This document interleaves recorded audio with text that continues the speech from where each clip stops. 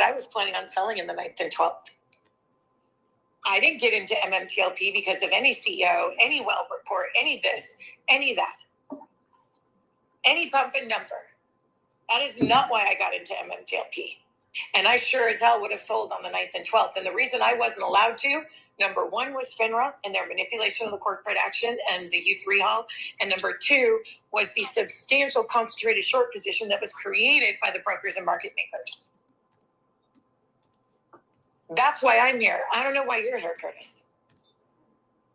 I don't know. I just love everybody. I just love everybody, and I just don't know what I would do without spending any available free time conversing with everybody. And I love. There's nothing more that I love than the sound of my own voice. So anytime to express that in a large audience is definitely okay. You just drenched me in your sarcasm, dude. If you guys don't know, he really is joking. I hate social media with a passion, but it's the best utility that we have. So, so yeah, I just again, every time I had this conversation with a dear friend and who wanted to talk about Travis's discovery. Yeah. I guess we're pretending that this is new. It's not new. It's known and been well known for, 6, 7, 8 years that ETFs are absolutely leveraged for both locates and also coverage for FTDs. Hey, Curtis, I give you a pause. People don't know what you're talking about. Jonna, if you've got a minute, can you grab that and put it up in the nest? I know we posted it in our Telegram group. I just can't find it. But Curtis, can you back up just a minute and explain what you're talking about? Because I don't think we haven't covered it. Most people, I don't think, know what you're talking about. I have a tendency to just jump in with no prior context and assume that everyone was reading the same things or got the same phone calls about them. So, retail investor advocate who's fantastic and has done some really great DD. I think his handle is Travis. And he posted, and actually many people have reposted it and shared and put their 2 cents on top of it. And it is 100% valid. He was pointing to a requested no action letter with SEC response and acknowledgement for the closeout requirements for failure to deliver FTDs. And what is interesting, and I hadn't read the letter prior to last night, but what he called attention to, and this is actually posted directly on FINRA's portal, as a means of fulfilling that closeout requirement obligation, they can use ETFs and shares really set aside within, and those are exchange traded funds, right? These are, think of it like an index fund, right? Made up of a bunch of individual securities. And that's known. It's well known that has been commonplace in practice for a long time. I've not read the letter going back and confirming it, so it's more of just affirmation for me. But so that's the background and the context. I got a couple of inquiries and just regarding that this morning, and was asked, Are you covering this new development with Congress? No, no is the short answer, because I don't. Everyone wants to constantly dig, and it's the best thing about this community is that we have a group of relentless diggers, right? And we peer review, due diligence, and try to poke holes in it before publishing it. And it's great to have that inquisitive mind. That said, in my opinion, the information that we've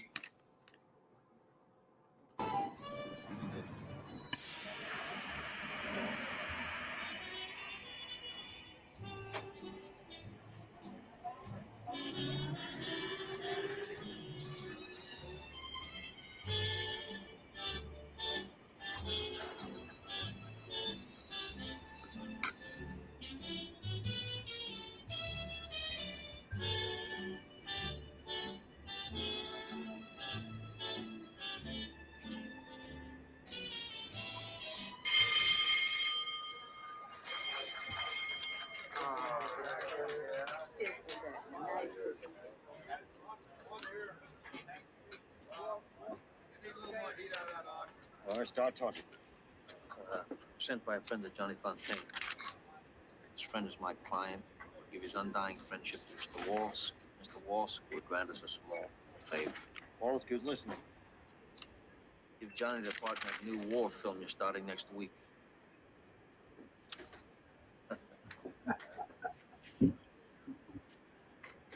And what favor would your friend grant, Mr. Walsh? You're going to have some union problems. My client could make them disappear. Also, one of your top stars has just moved from marijuana to heroin. Are you trying to muscle me? Absolutely Now not. listen to me, you smooth-talking son of a bitch. Let me lay it on the line for you and your boss, whoever he is. Johnny Fontaine will never get that movie. I don't care how many Dago, Guinea, Wok, greaseball, goombas come out of the woodwork. I'm German-Irish. Well, let me tell you something, my Kraut Mick friend. I'm gonna make so much trouble for you, you won't know what to hit Mr. you. Walsh, I'm a lawyer. I have not threatened. I know almost every big lawyer in New York. Who the hell are you? I have a special practice. I handle one client. Now, you have my number. I'll wait for your call. By the way, I admire your pictures very much. Kraut and Mick friend. Check him out.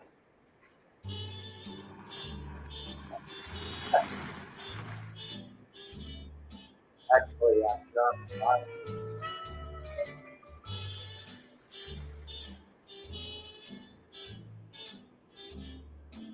That's enough.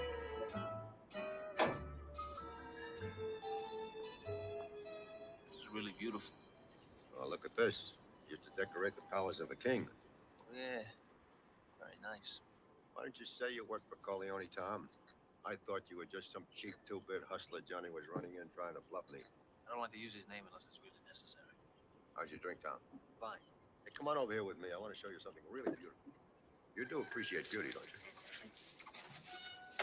Cartoon. They are $600,000 on 4 hooks. I'll bet Russian Tsars never paid that kind of dough for a single horse. Cartoon. Cartoon. I'm not going to race him, though. I'm going to put him out to stud. Thanks, Tony. Let's get something to eat, huh? Corleone. Man in no position To the Italian people, that's a very religious, sacred, close not relationship. be made look ridiculous. Just tell him he should ask me anything else. But this is one favor I can't give him. He never asked the second favor when he's been refused the first. Understood? You don't understand. Johnny Fontaine never gets that movie. That part is perfect for him. It'll make him a big star.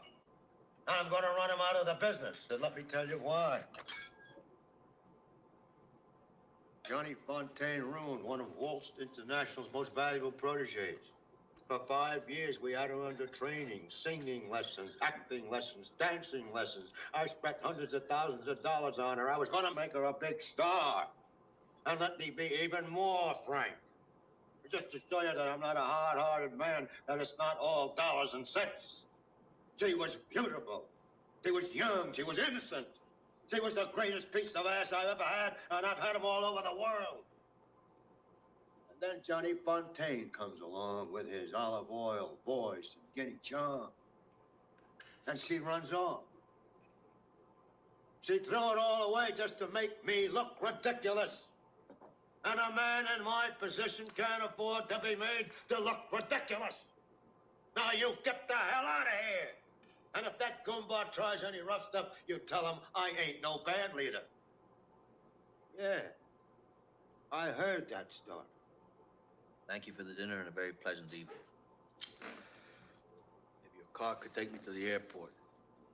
Mr. Corleone is a man who insists on hearing bad news immediately. We'll skip the rest of that. You all know what happens to the horse. All right, that gives some time for people to come on. Hey, KYP. Wow, KYP's #1. Hey, Girth Mike. Technologically speaking. Narad, Jack. Narad. Hammer, I have to get him on. And I guess I'll get him on, but I don't know. I think he's in therapy. You were just listening to, that was Junk Savvy's call. And, I think twice a week now. She used to do it every day. Junk Savvy has a call on Twitter, and I highly recommend it. And the guy's voice you heard was Casey. Yeah, sorry, not Casey. Curtis. And he was talking, and I'm going to see if I can get that information, because I've known about it for a while. And an unrelated party from Merrill Lynch, a friend of mine from a long time ago, highlighted it to me years ago. But ETFs are created to continue this fraud of it's basically hypothecation and rehypothecation. And I wonder if I could find that quickly. Let me see if I can. I cannot be made to look ridiculous. What's the guy's name? Red hair. Huh. My brain isn't working.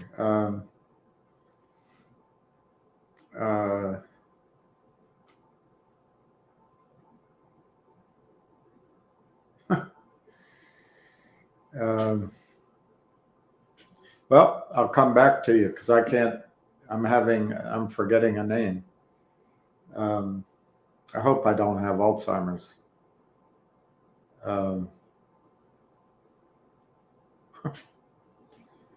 It's a name everybody uses. Anyway, we'll keep talking. I'll think of it. Sounds like, how do you know, Gronk? How do you know what Tom Brady sounds like, Gronk? Huh? That's the best little boy in the world. Well, second best.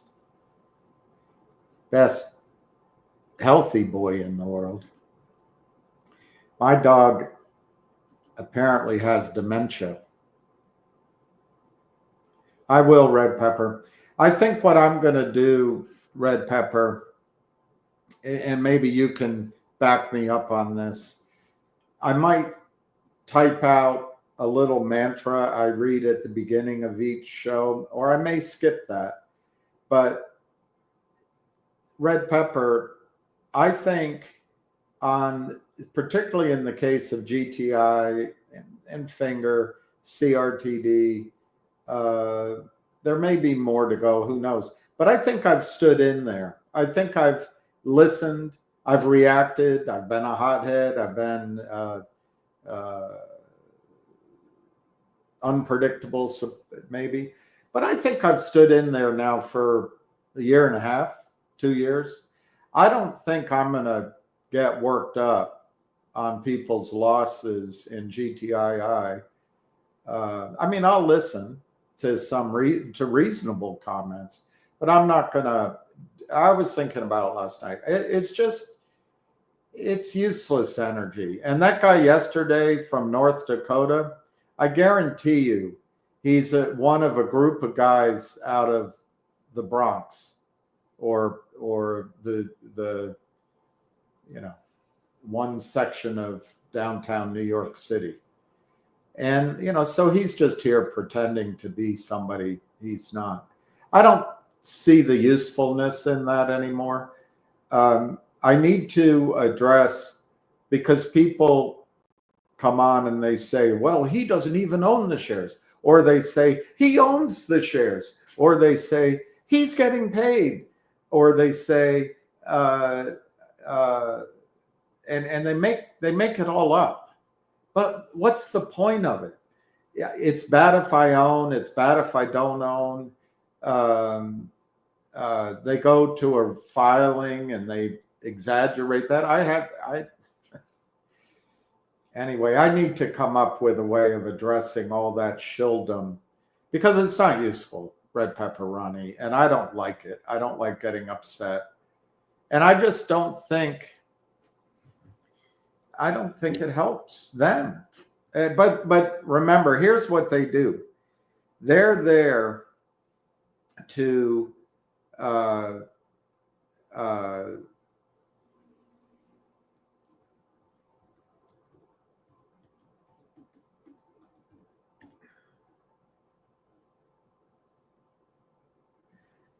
they're there.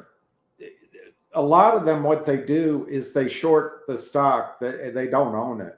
And they're just doing a parallel trade with the trend created by Jeff Easton or created by one of Stevie Cohen's many long arms of cheating, in my judgment.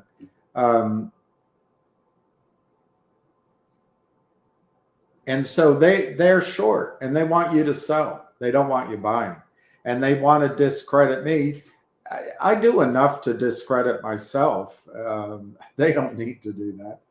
But they want to discredit him. They want to discredit Ace or others so that there's no buying.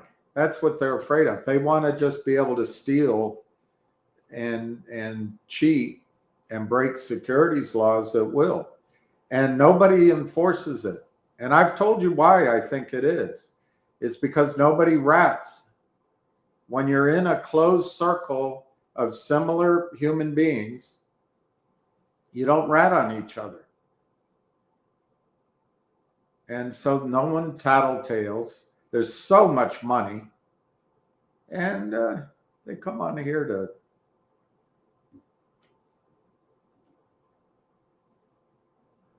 they banned me?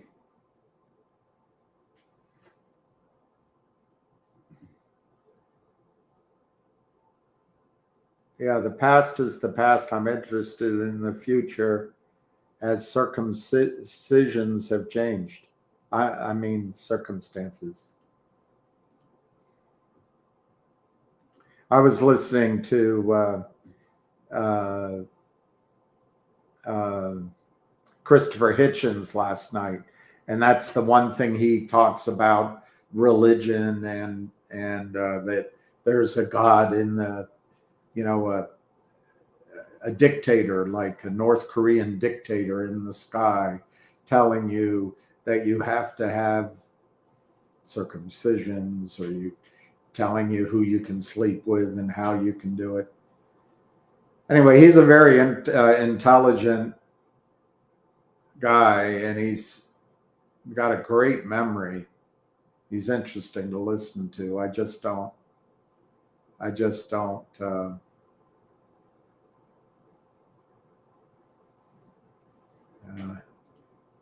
copyright.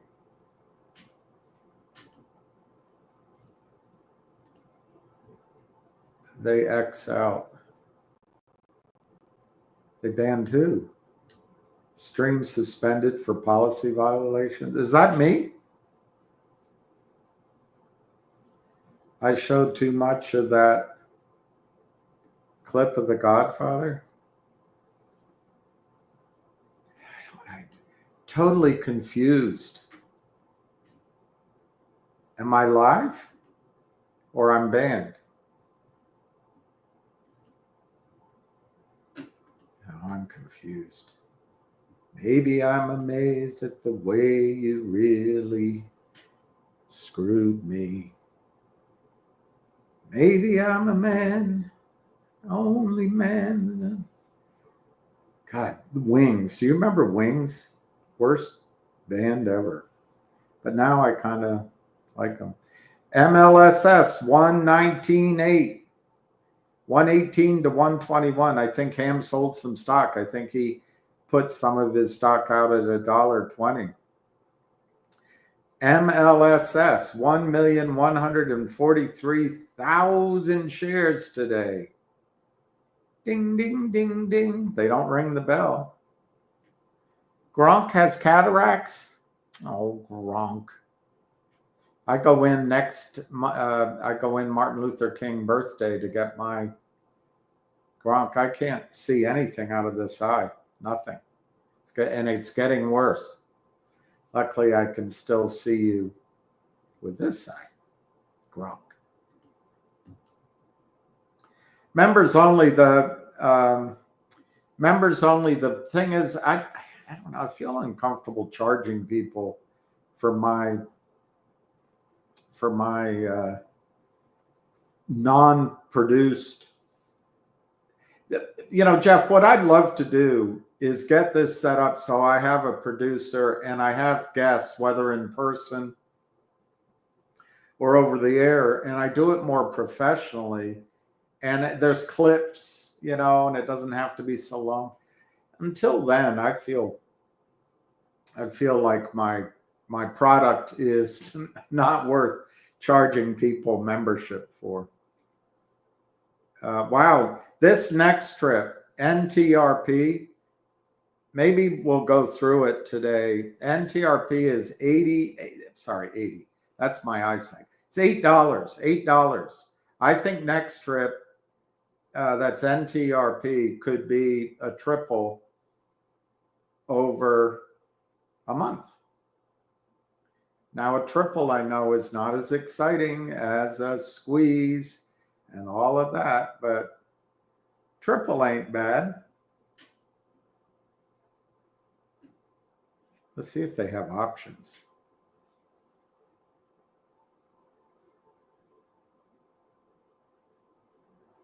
No options found. Maybe I'm amazed at the way you really screw me. MLSS 120. 120 bid to 123. I hope some of you have it. I don't have it. I've been more than FIRE. FIRE. And to make sure I knew what you meant, you said FIRE. Fair. I knew what you meant. Glad you see right through the bashers. It's relevant what you own or don't own. Thank Dan, the news and updates. Thank you.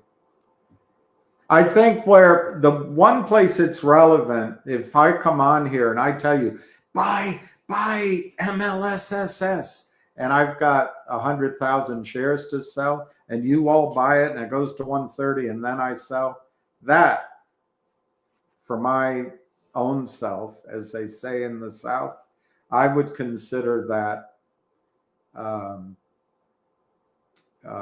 pump and dumping, frankly. I would consider that immoral on my part. But MLSS is moving, boy.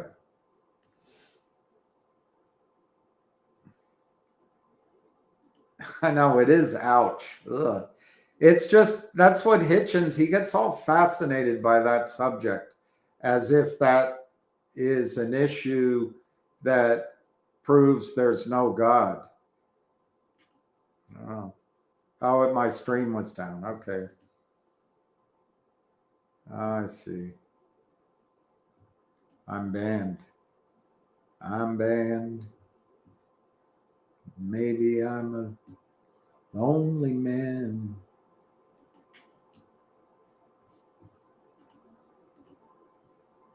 Memorex dropped. Hey, Keith.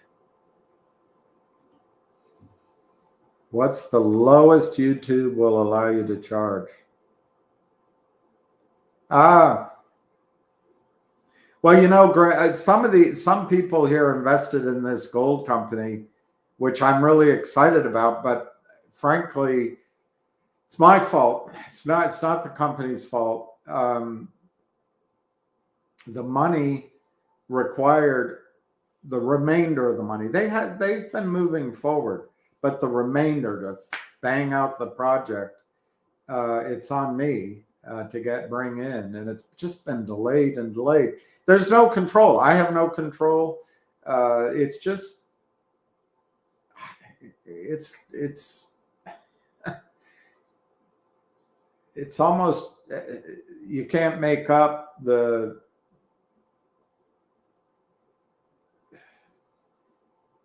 anyway, it's a lot of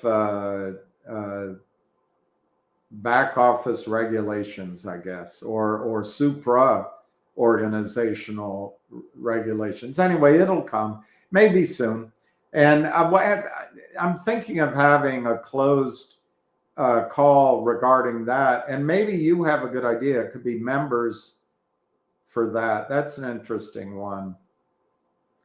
But then I'll have probably about 30, it might be 35 people, I can't remember, that would form a small nucleus of people who I would trust, and it wouldn't be bashers. And don't get me wrong, Jeff, I don't mind people expressing, darn it, what the hell, because I go through it too. And these are tough stocks to make money in. We're learning our lessons. One of our lessons, like MLS, for example, I'll let him tell you when he comes on, but I bet you he bought it at what, 101, and it went down forever. I bet you this stock, now that it's going, is going to go much higher. But I'll further bet you that Ham sold some right now at 120 because he has that discipline to get his original investment off the table, and he ignores all the dreams of the upside. And man, I kick myself sometimes. Why didn't I do that? Because I guess, like many of us, 2 years ago, 3 years ago, you get caught up in, it was a different time, a different mood, and you get caught up in, hey, it's working. The story's working. And you forget that they can change it almost immediately. Hey, Akaria, yeah, let's go. I hope a lot of you have it, MLSS. I don't have it. Yeah, long time no see. You had both eyes taken out of your head. So you look like that character in Kill Bill.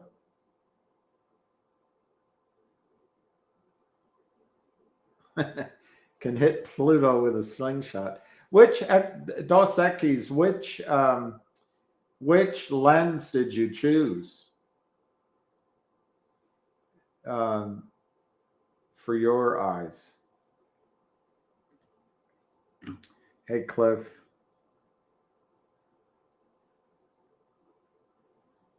Yeah, and they're arguing just to argue, frankly. All right, I'm going to quickly see if I can find something. I'm here.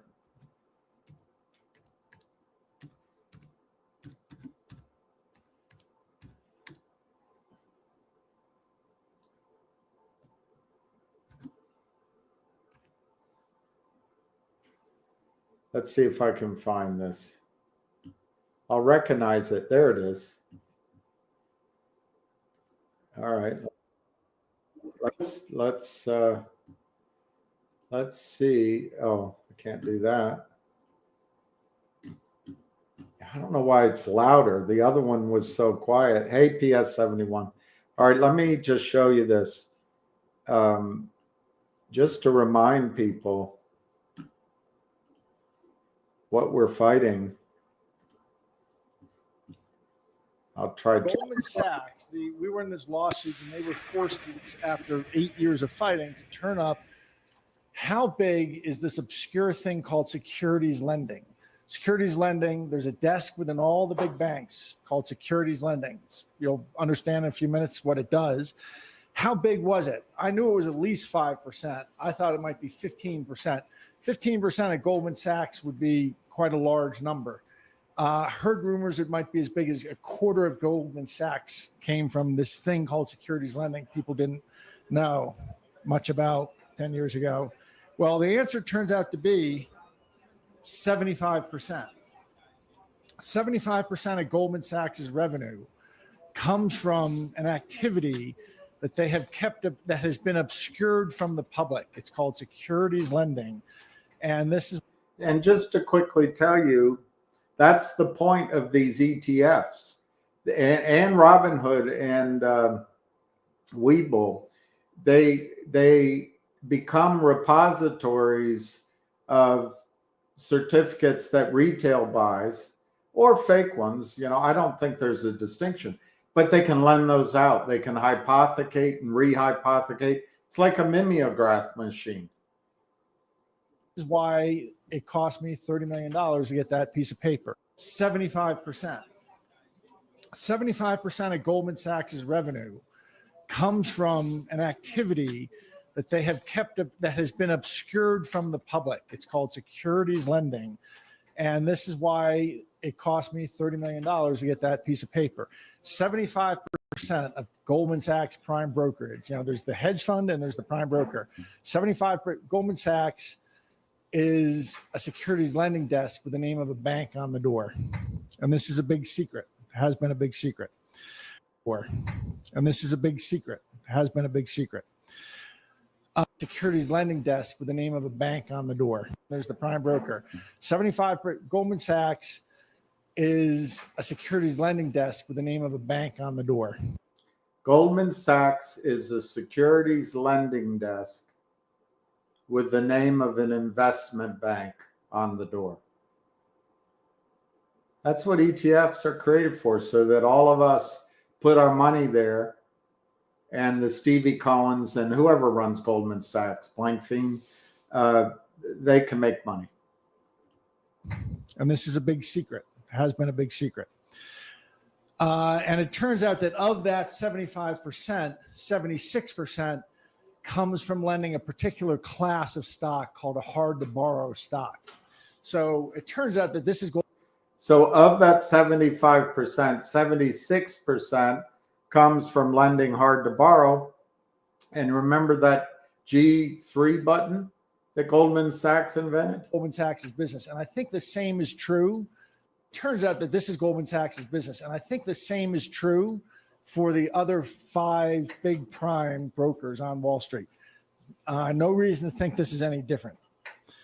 But that's 3/4 of their revenue. And by the way, since the securities lending desk tends to be a couple small number of guys named Joe and Tony and Louie from Staten Island, the expenses are very, very tiny. So while it's 75% of the revenue, my guess is it's about 100 to 150% of all the profit of prime brokerage on Wall Street comes from this area of people. That's this really obscure little corner of Wall Street. This is how it's supposed to work. So here we'll go through this securities lending, how it's supposed to work. Securities lending, you know what short selling is probably. Short selling is when you're always told people borrow stock and then they sell it. Well, that's the idea. But in reality, in our market, all they have to do is locate stock that they'll be able to borrow, then they can sell. And 3 days later, when it's time to deliver, they get the stock that they located and deliver. So it's really, the whole thing comes down to locates, this thing called locates. Did they get a locate on stock before they short sold it? So imagine a pension fund has some stock. They custodian it with a large prime broker. The large prime broker sees that there's a short seller out there who wants it to short sell. They will give a locate. They will tell that short seller, okay, you're good. You want to sell 100,000 shares of Lumber Liquidators. Go ahead. We have located the stock for you. You can go ahead. And so I'm depicting that as the transfer of the locate is this symbol you see there. And let's say the short seller pays $20 for that. Well, believe it or not, 10 years ago, what I started sort of going Superfly TNT on Wall Street about was I found out in 2004 how little there was to keep a prime broker, say in this case, from when they see that person that they can collect, that one short seller they can collect $20 for, there's surprisingly little to keep them from telling other short sellers, you know what, you're good for locates too, and collecting from each of these other short sellers payment for this. Well, some more short sellers end up with locates and then can sell into the market than there is actual shares. And you'd be amazed how little there is in the systems to prevent them from doing this. And we have the SEC on tape in a sort of quasi-public back office conference of Wall Street scolding a couple guys from Goldman and Morgan in front of the crowd saying, you know, basically you have to work with us. We do these audits into your locate trails. And when it gets back to where you're supposed to have recorded whose stock it is, your guys have recorded Mickey Mouse or 3 dots or something like that. You know, work with, this is the director. This is very high up in the enforcement arm, sort of pleading, scolding with Goldman and Morgan. In part because of the attention we started bringing to this about 10 years ago, the pension funds started getting smarter and saying, if you're making money loaning our stock out, we want a piece of the action. We want you to kick back 30% to us. And so how that should work is the prime broker gets their 20 and 6 goes up to the pension fund. Well, what the pension funds figured out, what the prime brokers figured out they could do in that case, when they go to a friendly prime broker in between, and they say, we'll give you the locate for, let's say, $2. Then they cut in the pension fund for their 30% or 60 cents. And then that middle prime broker loans it, gives the locate on, takes the $20. And there's a back office game in the repo market where they basically give a half of the kickback. And then this has all come out in a variety of lawsuits on Wall Street, that this turns out to be this regular practice. There's this kickback done in the overnight repo market that to equalize the cut. So that's what really happens. I just refer to this as mischief. There are amazingly few controls, no controls to keep this going on in the back offices of Wall Street in the last decade. And so that is why in 2008, Alan Greenspan was naming settlement as one of the parts of the crisis, because all of this craziness that had been going on, one of the effects is a bunch of fake stock, a bunch of stock enters the market that's not really stock, that isn't backed up by anything. All right, let's cancel that. That was Patrick Byrne. I clicked it off. All right, I'll try to get, that's where we were. Hey, Michael Granite. That was Patrick Byrne, and he's explaining, and it gets so complicated. I'm sure your brain turned off as he's explaining it. But the key thing to understand, or maybe 2 things, is once they start lending the stock, if I lend the stock to Michael, Michael can then lend it to Frank. Frank can then lend it to Jeff, and so on and so on. But if there's only one real share, you guys are rehypothecating. I hypothecate, and then you all rehypothecate, and it goes on and on and on. And did you hear the part that he's saying about payoffs overnight? It's all fraud. It's all illegal. And the second thing that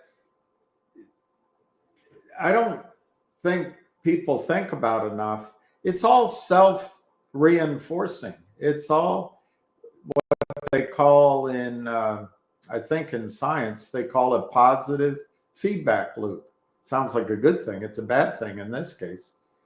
If you control all aspects and you're willing to pay off people, and you stay in your community or your group of guys,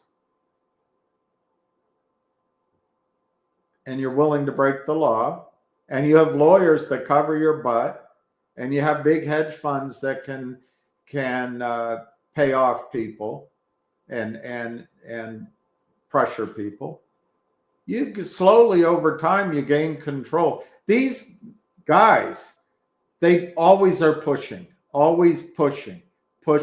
adding more, and eventually they own the Mets, or they marry the most available woman in the world. Good morning. That was an old clip. That was an old clip. They put a far lens and right eye closed. Ah, that's a good idea. That's a good idea. That's my sister doesn't have lenses, but with her contact lenses, she does that. And they suggested that to me.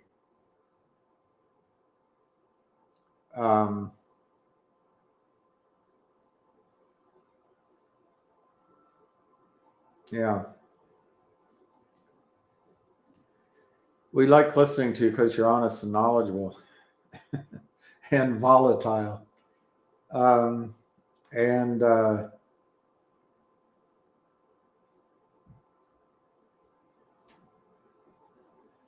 Well, I do try to, it doesn't mean I'm going to be right every time, but you know what's annoying?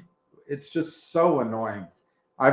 My predictive abilities have been almost 100%. I'm not talking about telling you a stock to buy and it goes up. What I'm talking about is when there's a financing or when they do this or announce that.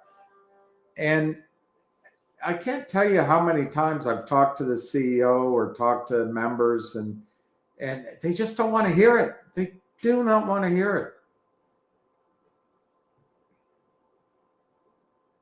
Who was it? Was it Mark Twain said, it's easier to tell someone a lie than to tell them they've been lied to? Something like that.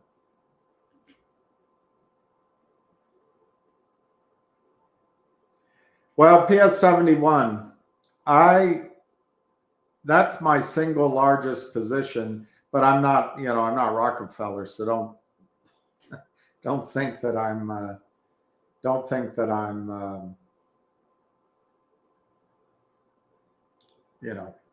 showing what a big cojones I am. But I'm really worried about a PS71. And I talked to a friend this morning, actually, because we're now in January, and there were 7 or 8 deals, and I'm talking about logic, 7 or 8 deals that were supposed to be rolled up or reverse mergered in. I find it suspicious that there were 2 that were announced as completed, which we went through, Evamate and Metamune or something, Medicare, something. But I'm doing this by memory, but it added up to, I think, 110 million in market value. Well, the 6 or 7 or 8 companies were meant to be over $750 million. So for easy arithmetic, I used $1 billion because I think that nothing wrong with that. I think over 750. But so basically, they announced 2 as being completed, subject to the typical wording in the release. But that's 10% of. That's 10%. It bothers me because it's hard to explain, but I'll try again. If we're meant to have 15% after all of those companies reversed into us, and we have 300 million shares, that means there's going to be 2 billion shares issued. That's pretty simple arithmetic in total, authorized. Well, if they only got 10% of it done, and we have 15%, that means conceptually we're at that 2 billion shares. And if they're going to go forward with bringing in the other 5 companies, they're going to have to issue more shares. That's really been a concern of mine. I've had a hard time explaining it, but conceptually, I can't do it in my head, but it could be many billions of shares the next time, and then the next time, and then we end up with just a little bit. Now, on the positive side, if the acquisitions are large, we'll get something. But that's been my concern. And because I really thought by the end of the year, by now, we would have heard further on it. And so I'm starting to get really concerned that 7 or 8 companies are not going to come in under approximately 2 billion shares. So what does it mean? That one concern, I think, means there's a potential coming of heavy dilution.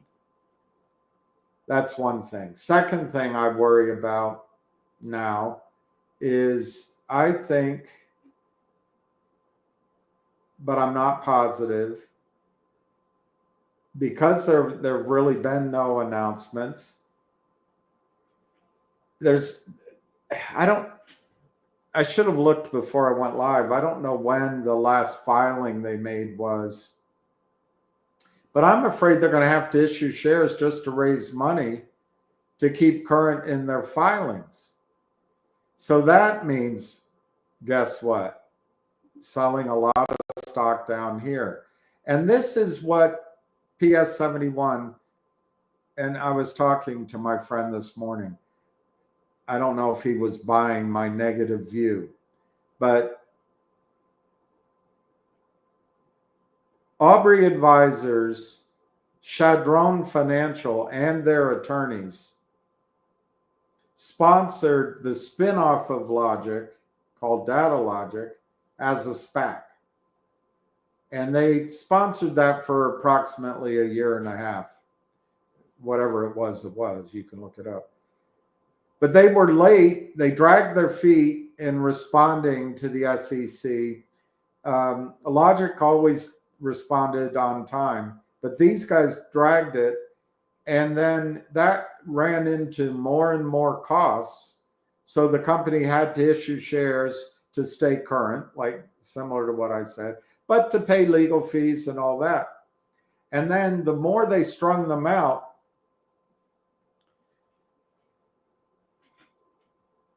the fewer options Logic had. So Logic felt trapped by this deal. So then Aubrey Advisors and Chadron, these huge, big funds that Polaris backs them up.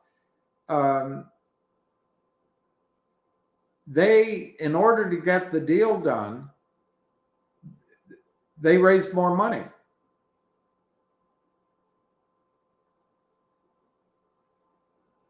They raised 5 million additional funds. That 5 million, 2.5 went to lawyers, and 2.5 went to pay off commission and hours for the financial guys.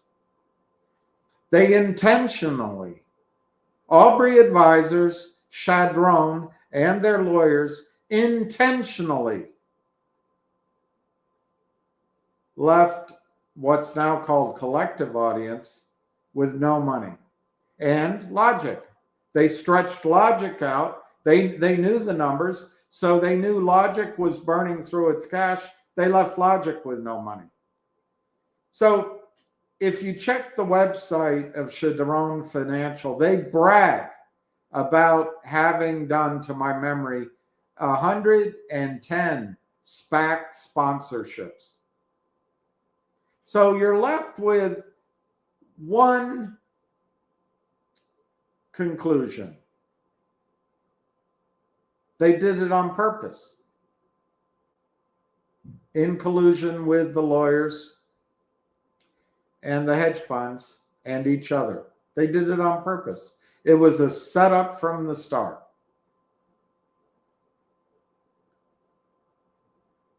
I mean, you can't plead ignorance. You can't plead, oh, we didn't know, even though we're a big fund. They've done 110 of them. For example, PS 71. When DLQ came out, de-SPACed, it traded at roughly $40 a share. That was collective audience. Someone called into NASDAQ. It might have been into the SEC, but I think it was into NASDAQ, and said, hey, they don't have enough shares to be legitimately listed on NASDAQ. Enough shareholders or shares or whatever. So NASDAQ stopped trading for a day. When it opened at, I forget, 10, and it headed on its way down, ultimately below $1. Well, if you've done 110 of these and you have a good legal team, you don't think on your checklist, put in a call to the SEC and NASDAQ and let them know that we're doing this de-SPAC and that for 18 hours, there's going to be this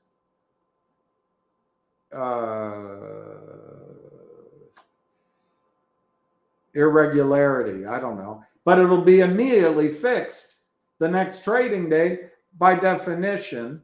Once, I forget the exact situation, but once all the new shareholders come in, it was automatically fixed and it started trading. Well, they did that on purpose. Or do you just think they were stupid? They've done 110 of them. They did it on purpose. So what became collective audience got shorted to oblivion. And I lost my temper on this show in August when I saw the deal. And the guy from Amex, no, there's systems in place. Yeah, you're wrong. You might be. He's an honest guy. Don't get me wrong. But he's just blinded by his inability to accept that Wall Street is totally corrupted by a handful, a well-knit group of guys.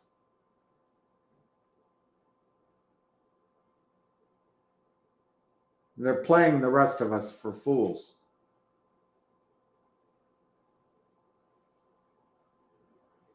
So I think Aubrey Advisors engineered a sting along with their associates that netted, I think, $150 million to their clients, and maybe more. Well, in that wake, and because Logic had no money, those same people and the same opportunists that come on here, and maybe some legitimate people, who knows, but obviously they look at Logic, hey, it's almost a shell, let's just short it. They don't have money. And I think they made a killing on Logic. They took Logic from 25 cents. Well, initially it was much, much higher. I bought mine much higher numbers, but I also bought more when it was cheap. So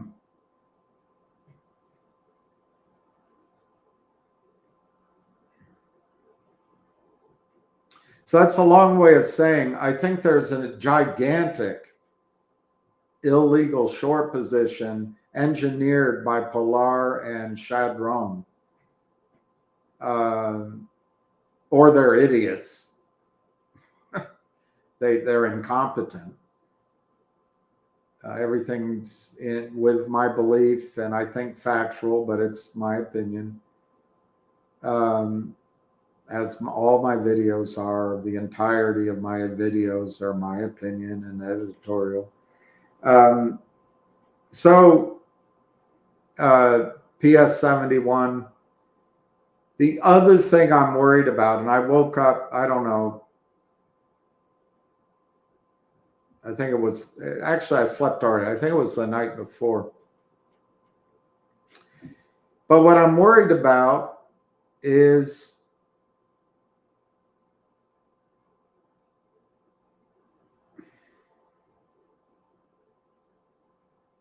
I don't know how to say this.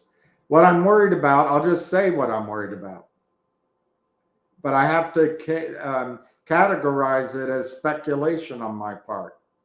I'm worried that Polar and Aubrey Advisors and Chadron are putting up one or two of these companies to reverse merge into Logic, and they control those CEOs. They control those companies, and they are going to come in, take control of Logic, and do a reverse split. Then, I mean, just to use, let's say, anyway, I can't, I'm not quick enough in my brain to do arithmetic in my head. But if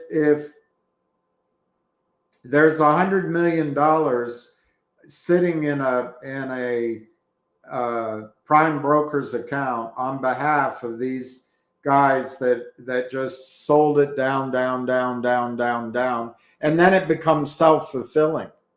Oh, well, there was nothing with that company, and it's a nothing company, and of course it should have been, and we did the right thing. It's all self-fulfilling, and they don't mind lying. It's all like Bill Clinton. Depends on your definition of is.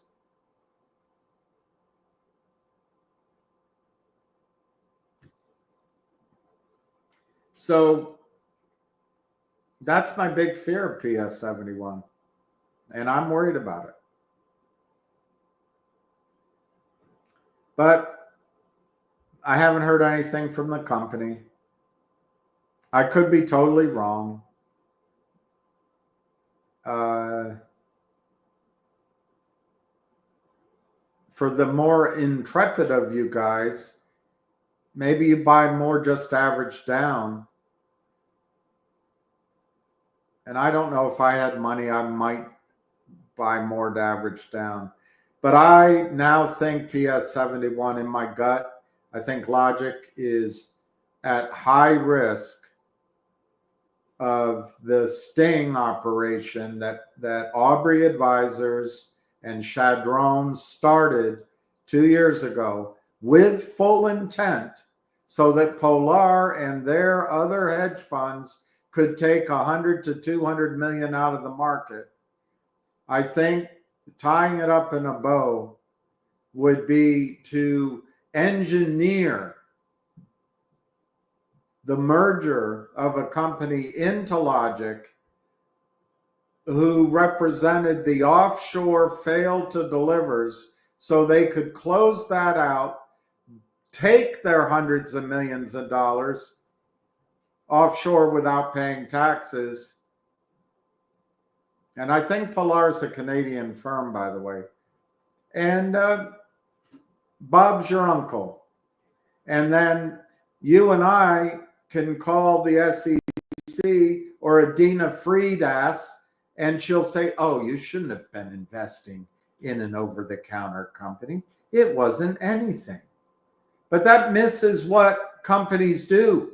There's always a period of time where the company's value is worth more than its assets because of momentum, because people trust the vision, because people like management. It gets ahead. Well, when that stock is ahead, just like Apple's doing today, Apple's overpriced.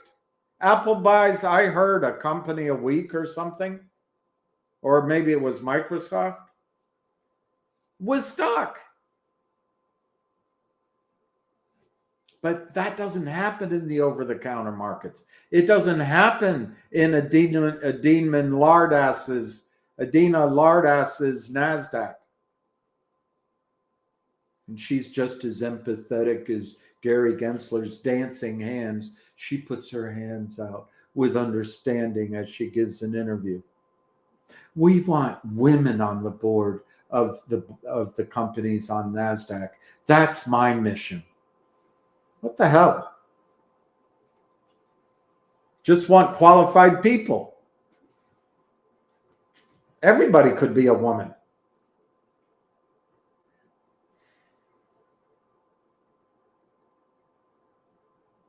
I don't know if it bothers anybody, but you go to the store. I bought it anyway. I was buying some hummus.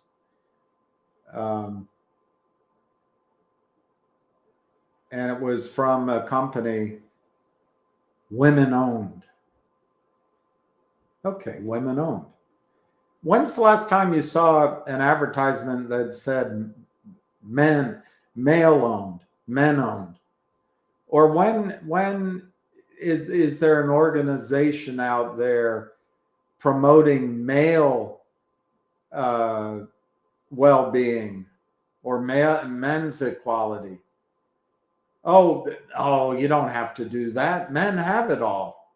Really?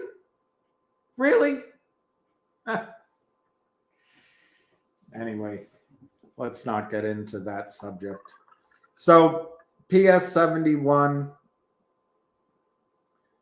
I'm concerned. I might buy more if I ever had money to average down. I think it would be averaging down at these prices. But I might tell you, PS 71, I'm sure that the CEO's honest, and I'm sure he's working hard. I just don't trust that these companies, it's just like the situation when Frank Benedetto and Lou Bravo came and pitched a company. Did they know or didn't they know? I don't know. I don't think they cared. They just wanted to get paid whatever they got paid. But it shows the strength of the criminals. There's so much money. They have the lawyers. They have the banking facilities. They have the ability to take a company in and promise them the moon and make it happen quickly, all to help the failed to delivers that are sitting in Germany or somewhere to close out. And PS 71, to go back to the number, if there's $100 million sitting in a prime broker's account that you can't get access to, you do a reverse split like Jeremy Fromner did, 500 for one. I can't even do that arithmetic, but it's basically $99 million of that $100 million you can take out because there's no restriction anymore. There's no requirement anymore because the number of shares went from whatever, 1 billion down to 10 million. So whatever the maintenance requirements were on 1 billion shares, now you just have to maintain 10 million shares. All that other money comes out. And you know what? It comes out without a closing transaction. It comes out without having to pay the IRS. It gets transferred offshore with men who know international banking systems and contacts. And Stevie Cohen can buy the Mets.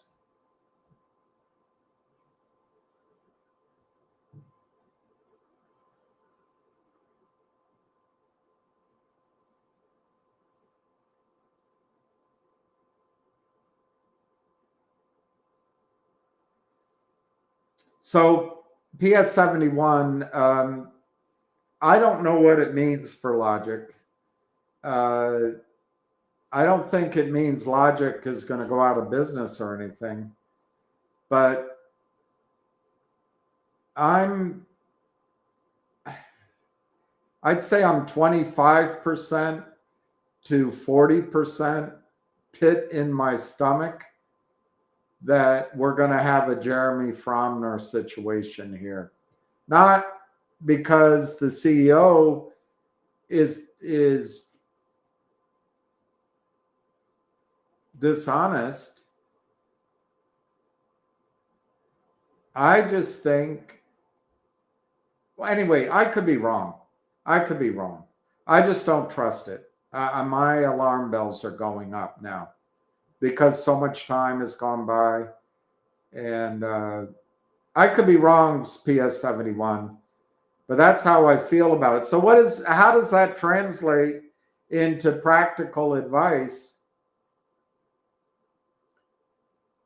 I guess if I had my ability to go back a week or so, maybe we should have taken tax losses, and waited 31 days. But you could do that now. You could take tax losses, but I'm not sure it's right to sell it.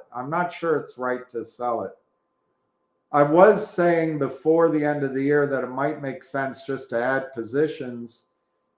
I wasn't aggressive in that, because I think there's better places like Rail F. Now Next Trip, I think, might triple. But would I buy more Logic now that it's down? I'd say it's a flip of a coin. I think any money you use to buy more Logic now, you've just got to be willing to assume you'll only get half of it back or a quarter of it back.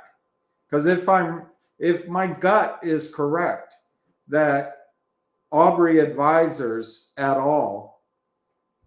Is behind the takeover of Logic, and everyone's going to get a payoff that's doing it, and some guy will come out, it's my fight against the shorts, or wear a pair of shorts, and all of a sudden it's my fight. Everybody gets paid off. And who gets screwed? Shareholders. And what does Adina, the lard-ass Friedman do? Well, we need more women on the boards, and we have to have at least one minority. Who the hell is the minority? Well, we don't want straight men. No white men. What's a white man? Well, we don't want, white. You mean you don't want Irish, Italians, Polish, Jews, English? No, just white, just pale skin. You don't want J.D. Vance, who came from poverty? No, he's white. We don't want him. You don't want Stevie Cohen's son? No, let him in. Stevie's rich. Well, then, no white males. We want minorities. Oh, so it's just the pigment of the skin? Yeah, and if they're not straight, that would work. But then women, we need women. And just promote them. Those men didn't spend 40 years learning anything. They didn't develop skills. They don't have institutional knowledge. Get rid of them. Bring women in. I don't care if they know what they're doing. Just bring them in. They're better than men, and it's more equal. It feels better. I'm a woman. I want everything to be huggy-dovey, and we'll be a big family. Well, does that work when you're trying to make money? I don't know. It's a big experiment. But I don't think Adina Friedman is qualified to run NASDAQ unless her goal is to run it into the ground. And she's doing that. How many companies are going to be destroyed for profit by a handful of men out of New York City? Before people say, wait a minute, We've got to enforce settlement. Anyway, PS 71, what I think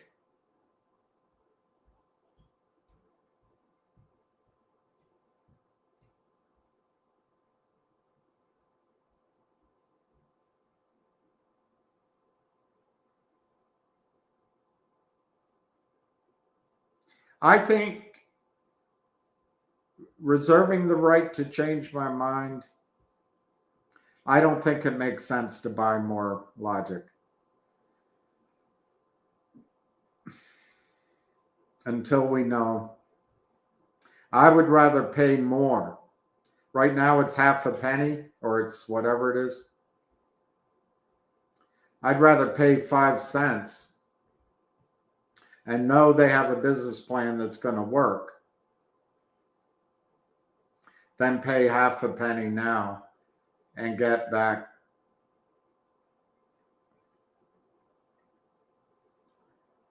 very little. That's how I'm feeling right now. I don't have a good feeling about it. And like I say, PS 71, that's where I put everything. I put everything in that.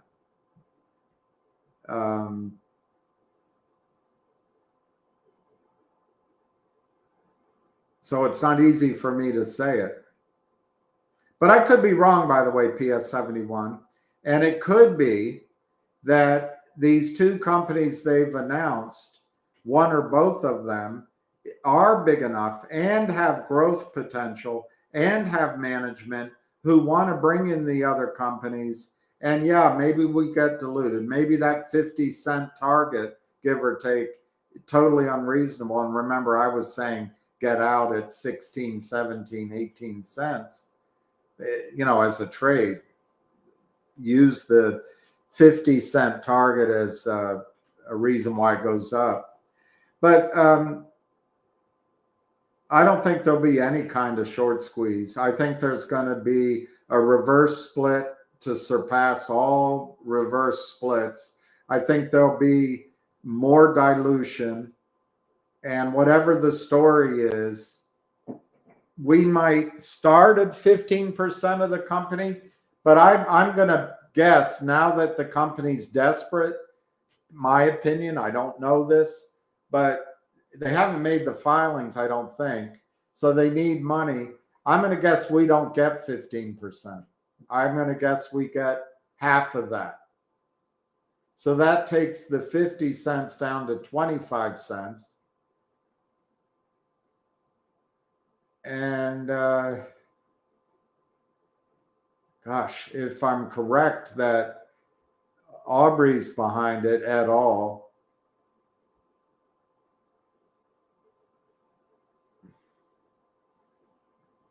there'll be dilution off of that. Massive. And there'll be a reverse split to bail everybody out, and they'll do it at a low price. I don't think Logic, the way I feel right now, I don't think Logic's going to see 25 cents. So how would I risk that? One way I do it when I'm trying to risk things and I don't know, I just take a third. And it's just all guesswork, but a third of 25 cents, I can't even figure it out in my head. A third of 24 cents.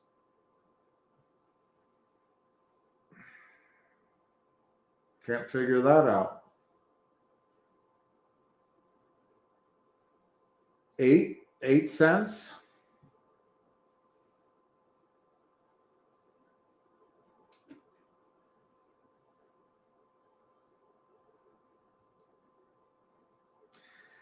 Yeah, PS 71. Today, for today's purposes and going forward, unless I get information, I think Logic will go to 5 to 8 cents now. That's a huge discount to what I used to think. With the risk that the number's much lower than that. So I'm not very happy with logic right now, PS71. And that's not easy for me to say because I really thought as an investment, I wasn't going to get rich on it or anything. But I thought logic for me, I'm not talking about for you, but for me, would be a way to replace some of the losses and opportunity costs of GTII and CRTD. And I guess Finger too, now that I think of it. Look, that's very depressing what I just described. It's possible I'm wrong, but I don't trust what goes on. I don't trust the power of the bank, of these criminals working within the system to engineer their way out of trouble. They'll break the law, they'll make payoffs, they'll do things at arm's length, they'll donate to Children's Hospital, and they'll meet each other in the sauna to discuss their next plan. Anyway, let me move on from it. Yeah, thanks for the 8 cents.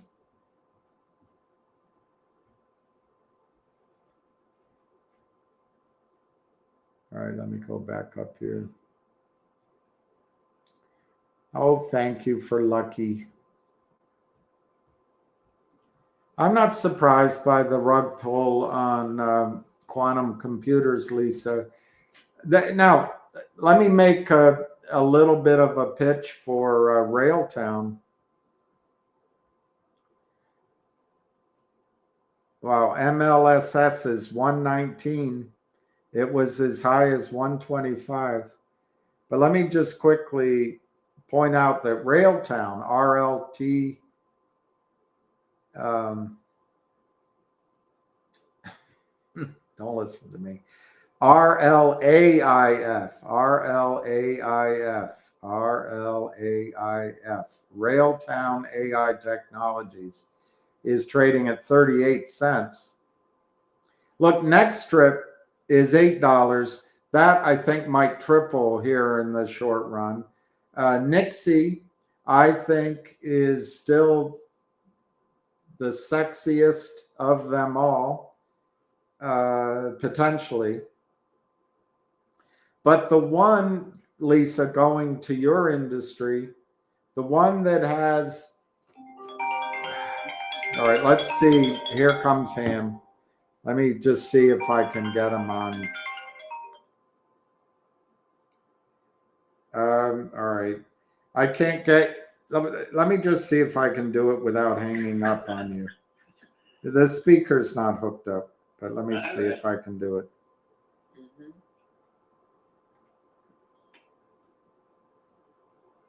Battery 100%. Connected to Bill's iPhone. Let's see. Yeah, hey, it worked.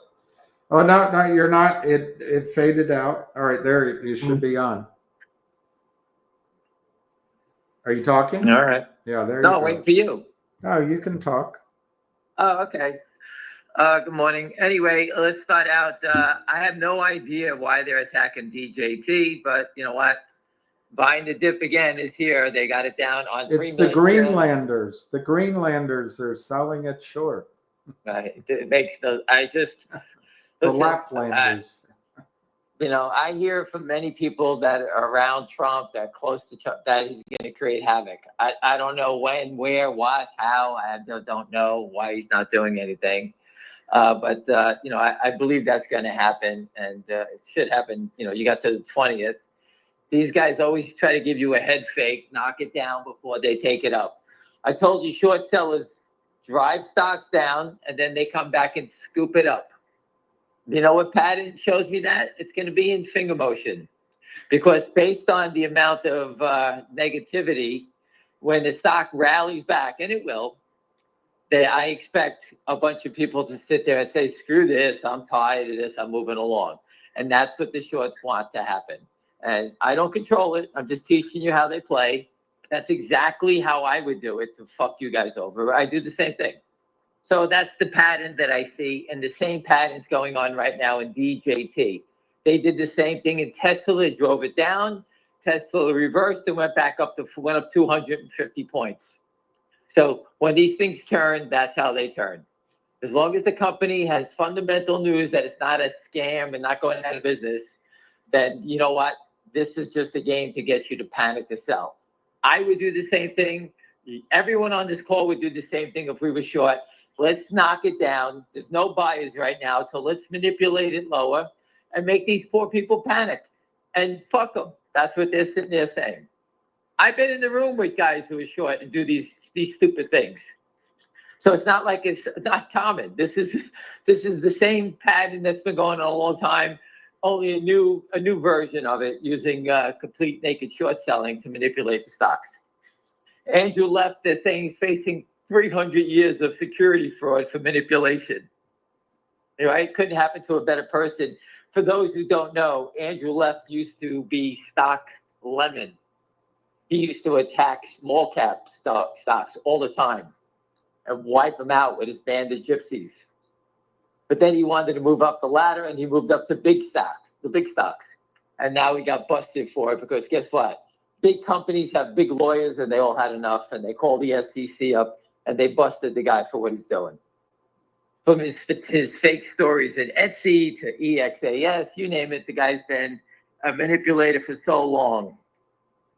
You know what? He deserves to go to jail. If he's going to jail, Jeff Easton, all these guys are going to start to tumble behind it. All right? William, MLSS has been a rocket ship for me today. So I made a bet. Don't say anything yet. I made a bet with the audience. I said that I'm going to make a bet just to teach us a lesson that Ham will have sold some of his stock before he comes on with us today. Am I right or wrong? Completely wrong. I will start selling at $1.30, 2,000 shares all the way up as far as it goes. So it's another 30 cents up. So 230 to 260 gives me a 245 average if I sell it all. So you're not selling now.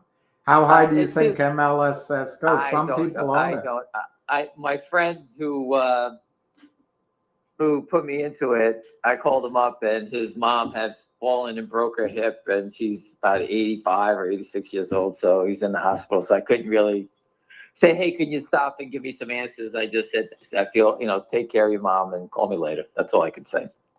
Yeah, that's how. So the information stops. So I'm just trying to take advantage of an upswing. 40 cents times 60 is what, $24,000. I'll see you later. So you're going to sell at 140. Yeah, always up. 130. I have 2,000 shares at 130, 132. Always up to as high as I can go until I get rid of it. So I was wrong, everybody. I thought he was going to show taking a little bit off the table. Well, I kind of believe what they do. I never had an epidural, but everyone does have them. My daughter had one. Everyone gets them when they have babies. So I assume that it had to be real positive in there. These guys would be, I think they said they give what did I say, 11 million of a year? I forgot the number I was told. And they make good money from those things. 11 million epidurals a year are given. The chart looks awesome. I don't think you should sell. I'm just, I can always cancel as it starts to go. But I'm not running. I'm not panicking. Listen, I just put a post about that up and told people, look at MLSS, the FNGR people. They pushed this stock to 60 cents, even lower, I think it went. 52 cents it went down to when it had the good news. And now it's turning and going the other way. The people that sold or they took advantage of the tax loss, the shorts pushed it down, and people sold and took their loss, not understanding the news. Everyone looked at it saying, well, this is good news, why it's going down. It's the same pattern. It's manipulation. It makes sense. It's pulling back at 125 and it might hem and haw all the way up to 150. But I think I'd I'd wait till 275, 250, 275. Yeah, no, as it goes. Listen, I'm always just there to make it. Listen, if I could I'm sell bad. 10,000, if I could sell 10,000 today and make 30 cents, profit, it's $3,000. I think Instead of being it's- long 60, being long 50, it doesn't make a difference. I think it's gone to 250 and maybe higher. Well, I was going to make a sale because I wanted to take the money and stop buying finger as fast as I could on the other side, but I can't get out. I don't want to, I'm not throwing it out the window till I profit from it. Let's look at it that way. And then I would run over because I think there's a tremendous opportunity coming in finger. Listen, the company is going to speak. Reports are going to come. The company has money. You have to be, listen, I can't stop the manipulation. All right. But this is strictly my opinion. All right. And I'm being very sincere about this. You have to be a fucking moron to sell the stock below $1.50 because you think something that the company's going to fall apart. They just got $5 million at $1.50. If there was any fraudulent activity or there was no audit done, Roth Capital would take it on the chin from the people that gave them the money. So that is off the table. Right. The company, they gave them the money because they did their due diligence. They looked into the company and they knew and had to express to their clients, hey, you're not just here trying to cover a short, are you? And they're going to say no. Well, the fundamentals are going to be strong here. We're going to do a research report on it, no less. All right, so I don't know if those people are still here. I doubt it. The people that gave the money, they either covered or they're sold before. I don't believe they have any influence on the stock. I think we're dealing with Jeff Easton and his offshore buddies here. That's what I think we're dealing with right now. And that's coming to an end. And I can't stop it throughout the day. That if I go to therapy or William's walking the dog or whatever we're doing, we're not standing there holding this stock up for everybody. We don't do that. So when there's no bids, if there's no one buying at this second, the shorts are looking around and say, well, it's 115 bid by us. Drop it to 110. There's nobody standing here. And all of a sudden it's 110 and 111. And that's them making the markets, not us. It's them making the markets. They can do whatever they like. When someone comes in to buy, they move it back up. When someone comes in to sell, they drop the bids as low as they can because they want to make sure you suffer. They want to make sure you sell it as low as you can. If you're bailing out, they want to really take advantage of you. And that's what they're doing. And if anyone's bashing or writing nonsense, the company raised money at $1.50. Go ask any Wall Street professional about when someone puts money into a company, especially $5 million, not buying 5,000 shares at $1.15 or 5,000 or 100,000 shares at $1. That's 100,000. These guys put 5 million in at $1.50. They put it in because the company has fundamentals that meets their qualification to invest. And that, I think, is a total scam. But I can't stop the scamming. This is the U.S. government doing it to all of us. And, and that's the reason that, William, that's why stock like MLSS is, that's one of the reasons why I would even start selling it is because, you know what? Some days you just got to keep taking the profit because this is such a fraudulent equity market that you need to start and just make money when you can. That's just the way it is. I have to move money from here to this to get into a different stock or do something else. And any questions on any of that? Or you know who was born 90 years ago today? January what? 8th or 9th, whatever the hell it is. 90 years old. Older than Mick Jagger and Keith Richards. Older than Bob Dylan. I was gonna say Bob Dylan. Who is it? He's dead. Oh, I don't know who. Elvis Presley. Oh, okay. That's the funny thing. Those people like that, these superstars, are so disruptive. They just kill themselves. It's just remarkable. Everything to live for, and they just do drugs. And listen, I keep trying to tell people, money doesn't make you happy. You need to get out there and, play a sport, do something, You got to entertain yourself. Money's not going to do it for you. It gives you a better place to be unhappy in. I'm very happy playing pickleball every day, William. I kill 2 hours a day, 2 hours at night. I go play. I go to a health club. You got to take a break, and that's what I've been doing. I've been doing this for 25 years, and I have to take a break. You have to get away from it, and that's why sometimes you don't see me posting. I would go to therapy for my leg. I'm trying to get my leg back in shape, which I believe it is, and I go play pickleball. That's what I do. Of course, I'm a disgusting, obnoxious pickleball player, but that's a different story. Well, I'm just like Djokovic. you are. Djokovic is the complete opposite. He hits the ball, doesn't say boo. And when I hit you and I hit the ball and I tattoo you with the ball as fast as I can, and the people on the other side yell, "What the fuck?" I says, "Whoops, sorry about that." I just walk away. It took almost 120, 125 years to build St. Peter's. So you're doing pretty good. Listen, everyone, I despise everything that's going on. I can't believe Trump hasn't said anything yet. I spoke with a gentleman today that actually spoke to Trump. He told me his buddy spoke with Trump about this situation, and he said they're working on it. That was 2 weeks ago, he told me. So, what else can I say? I'm not part of it, but I can't do anything about that. I'm willing to go sit down and talk to Matt Gaetz, Kash Patel, Pam Bondi, whoever it may be. I'll go. But, I think they're well-versed. I think Tom Runk has educated them all. I think they're talking to West Christian. I heard that they're talking to West Christian. And, things will happen. They're not going to let this money go away. They have the opportunity to get GameStop money here. They're not going to let it go away. Why are they dragging their feet? I don't know. I don't want someone posted on Twitter to me, "Oh, the system would break." I said, we should be polite to the naked short sellers. Let it drag out a few more years because these guys committed such serious crimes. We have to sit here and wait for them. Let the chips fall. If they're going to get blown out and banks are going to lose money, that's not our problem. That's their problem for doing it.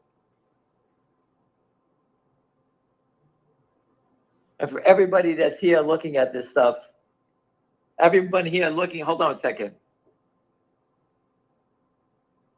Do I have a choice?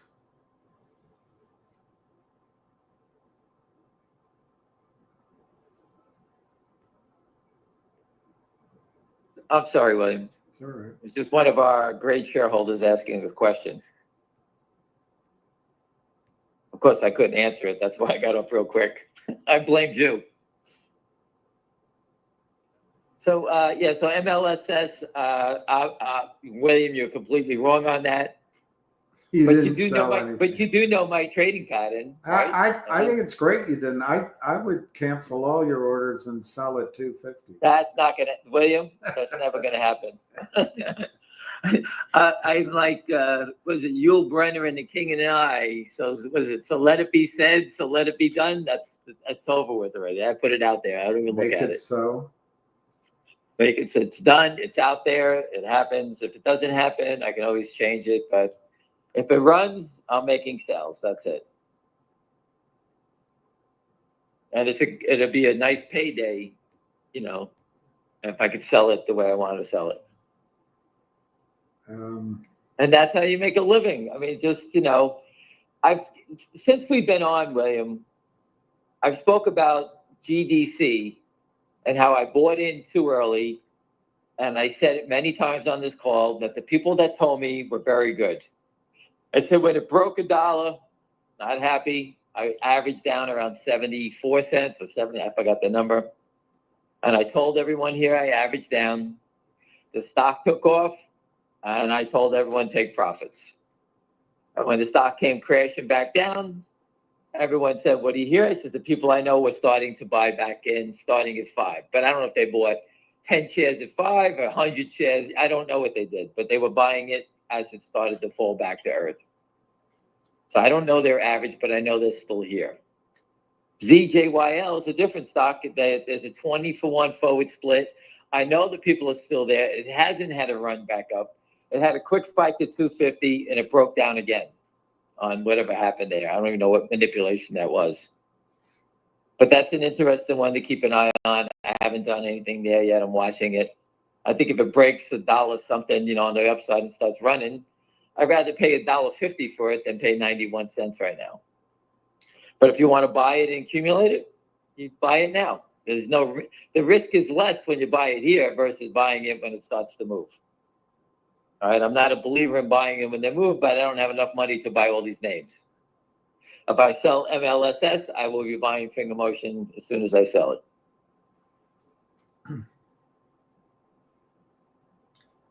That I will be doing. But not until I make those other sales. Would you buy the dip in GME? I told you, GME, DJT, it's to buy the dip. These stocks keep on giving every day. I can't tell you to buy the dip in a Tesla or one of these other crazy names because they're up and down so many points. If nobody can pick the bottom on these things, what I like to do is I like to buy them as they're starting to turn. Like if Tesla goes back positive today, like it's down $3 right now. So if it gets to 394, it could really, once it starts turning, that's when they run. But if you want to play it safe, you got to buy cheap calls that expire Friday, and you only got one day to play. So there's this company, I told you about it, and you said, oh, I don't care, but I couldn't remember the symbol. It's called What was the symbol? SANA. And it ran from like $1.50 to, I don't know, $7 yesterday in the aftermarket. It opened at 6 today. It's at 5. It's like a Goldman Sachs, Morgan Stanley deal in February. And they got approval. This was a Morgan Stanley deal in February, and it was down to $1. They did a $5.50 offering, and then over the year it's down. I don't know how. Goldman Sachs was in it, but they just got some positive results, clinical trials, and it traded up. Anyway, I'm just looking today that a law firm is investigating them. So yeah, there must be shorts in it. They're putting a legal story out there the day after they had good results. I wonder what you think. Look at the volume, 127 million shares. I looked it up. I read to everybody. They've got about 11 months of cash on their books. So my guess is they're going to raise more money, but do they do it at $5 or do they do it at? So Morgan Stanley, whoever it is, has probably called them up and says, "Hey, we'll give you $20 million at $5, and you do it." They'll do it around here because it's their deal. They won't totally rape it. They already raped it already. But they'll, whoever their friends are that are short will buy the second. So you don't think they'll try to get it higher before they do a deal? No, I think the brokerage firms giving their clients bad advice will do it right here. Yeah. Okay. So, and I'm looking at the sentiment, 100% bearish. Well, okay. That's what it is, 100% bearish. Based on one source. Right. So that's probably a short. They will all do it. Why would you? I don't know what the company got approval for, but the company is fighting to get FDA approval for something. It gets it. The stock's up $4. The 52-week high is $12. So why even be public? You got great news. The stock should be higher than $12. Byrne says it can go higher. They have a buy at HC Wainwright. Oh God, Wainwright is complete naked short sellers. If they're around the name, that means that these guys have been playing in it. Yeah. Wainwright doesn't cover anybody unless they're sitting there trying to rob you. The Pomerantz law firm investigates claims on behalf of investors. That's just out What's there the to. claim? What's the claims? Um, Can you see it? They're seen that not name saying before. what the claim is. They're just saying So shareholders are complaining that the company got FDA approval. Yeah, that's a plant to me to get the stock down to Wait, keep it so from roaring. Yeah, shareholders, yes. That's if you go back and go to Pat Byrne's Deep Capture movie, you can see how they attacked. They had Milberg Weiss, a law firm that used to represent all the short sellers, Yeah. and they were busted for doing that, and they went to jail for it. They were doing class action No one lawsuits. cares anymore. They were getting class action lawsuits to go after companies' directors of liability insurance. Pat Byrne busted them on that one. This is a NASDAQ stock. I guarantee you Adina Friedman doesn't care. She do not care. Rape, pillage. Listen, we keep talking about this. These regulators, they're all criminals. I mean, what a bunch of sad sacks that they don't even care about the people, their friends. People put their pension, they could care less. Either they're all a bunch of idiots or all in on the crime. It's one or the other. Yep.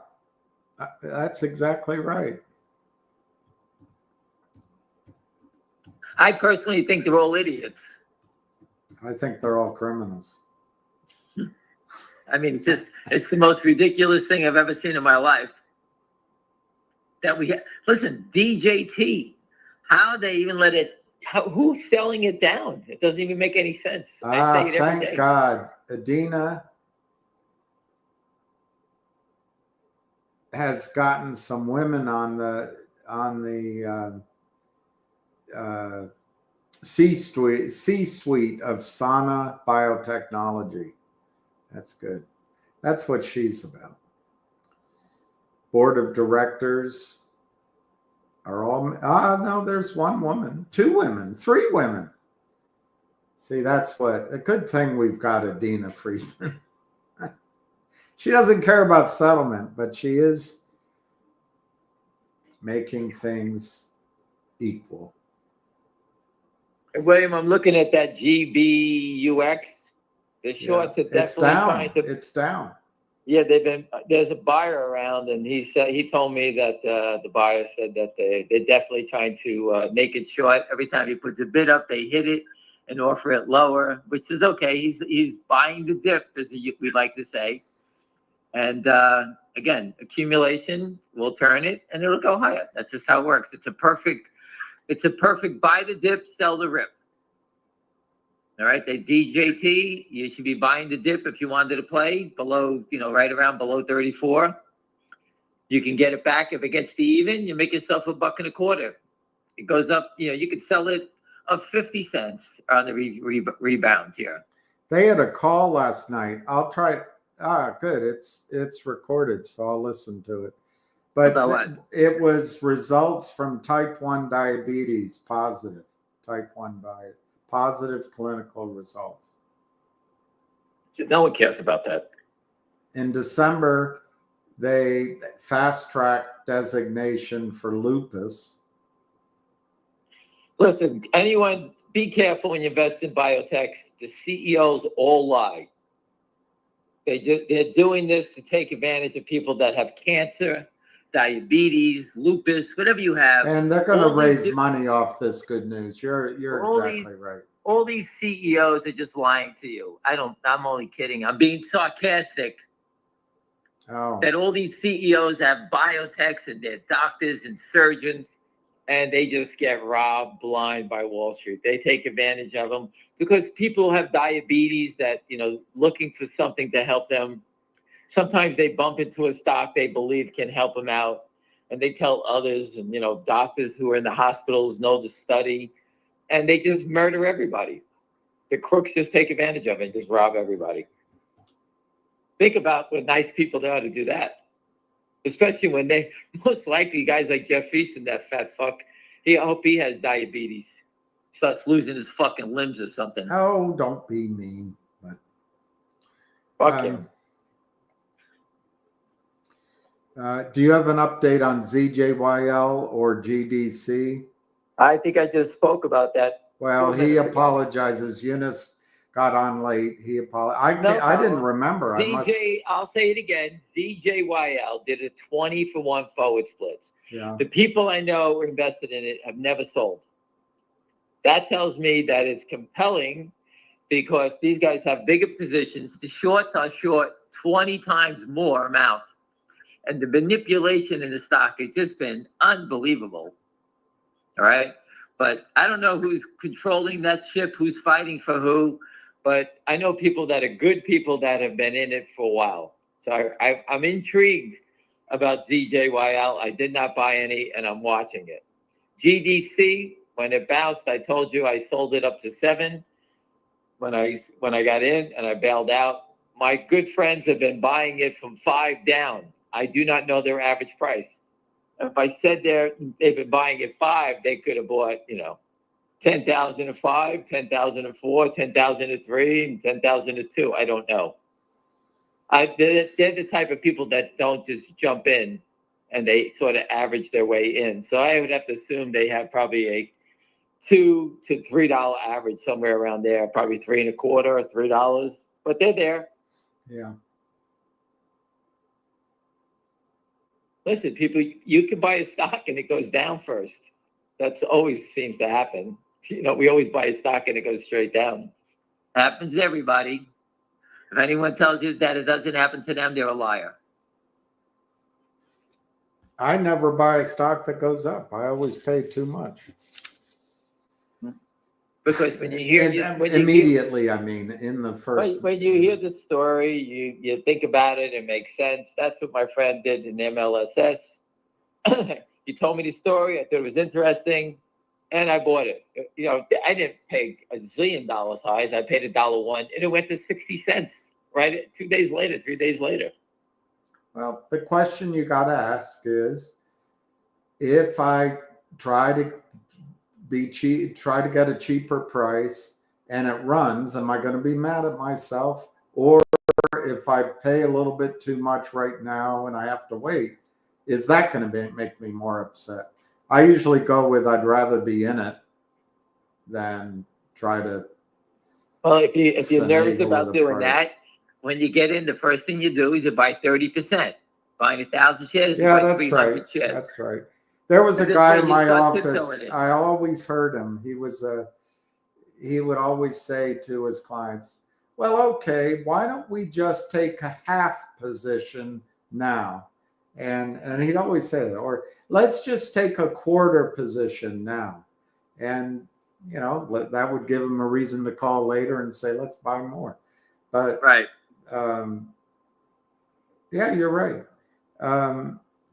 So do you really think our stocks can be squeezing soon, like Finger and ZJYL? I will stay here until Finger Motion squeezes. And I will stay here until the merger with GTII is announced. And I'll be here. Okay. After that, I'm not fighting for any naked short selling stocks. I have positions in stocks. I own the MLSS. I own the GBUX. And that's basically, where I'm at.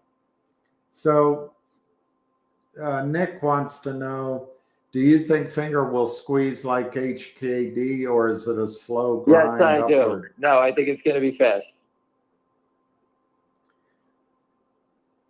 Silver Minecart wonders if Finger will end up just like GTII. Yes, it will. So would you buy the dip in DJT from yesterday and today? Yes. You could buy it right here at 34. Still down to $1.22. It's going to go back on the day. It's going to go green later on.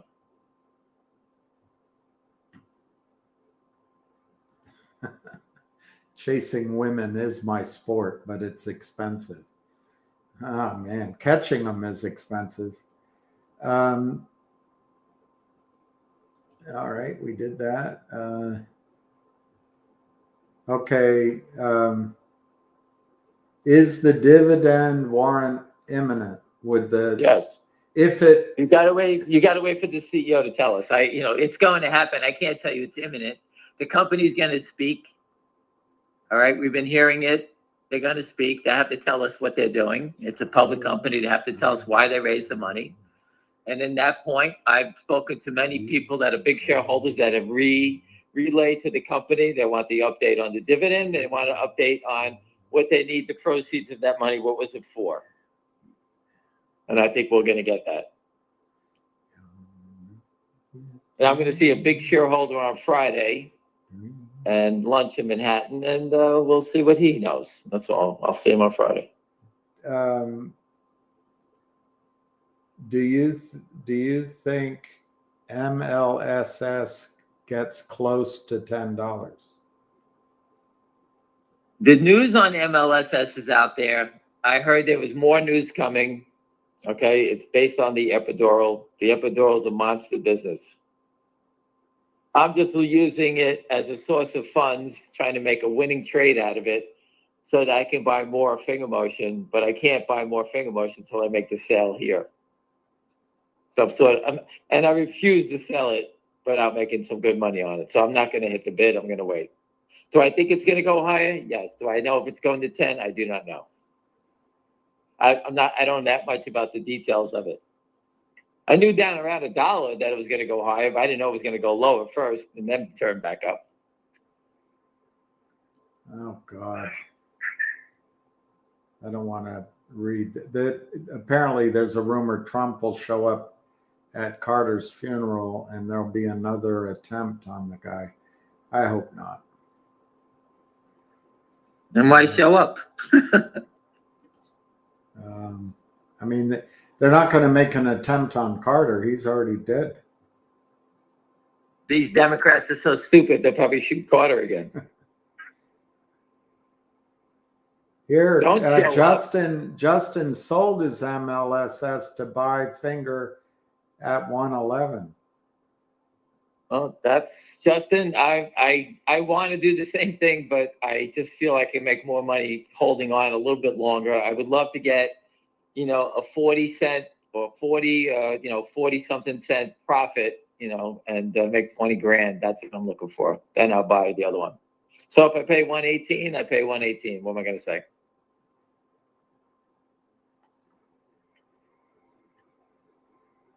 Remember, people, we're off tomorrow.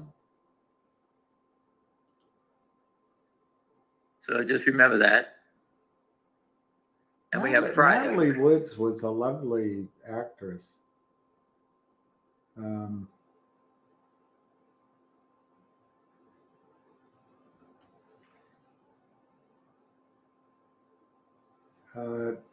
is this? I don't know guy? the question. I don't know why that came up, but okay. I don't know why. Jennifer's writing a bunch of capitalized things, and I'm not sure, but that was one of them. Anyway, I'm not going to bother reading that, Calixto.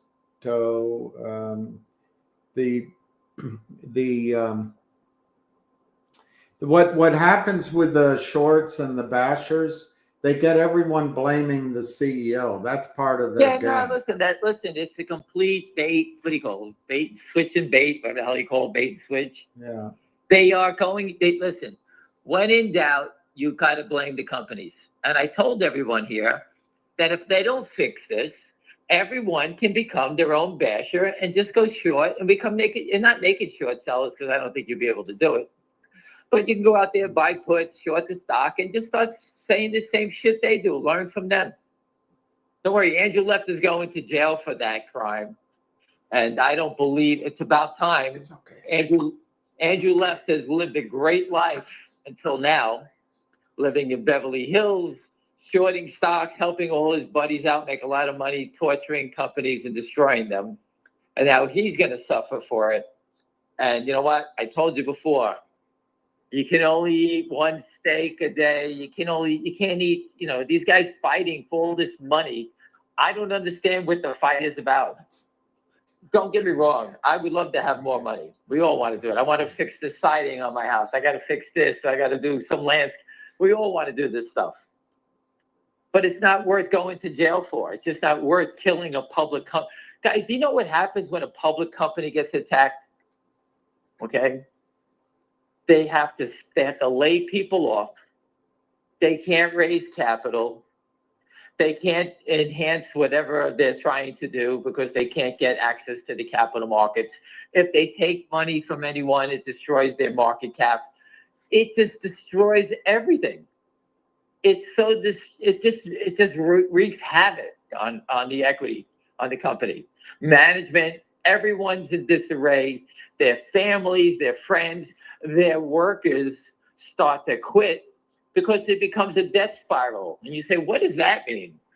Well, if you work for the company, William, let's say you work for Finger Motion, and Finger Motion said, William, you've been doing a great job. You brought us great deals. We're going to give you some options, William, that are exercisable at $2. And you say, that's great. The stock is $7. And then you say, oh my God, you go back to Martin Shen. You say, well, Martin, the stock's $1. I had 50,000 options that I could have sold at $7 and put my kids in school and done something.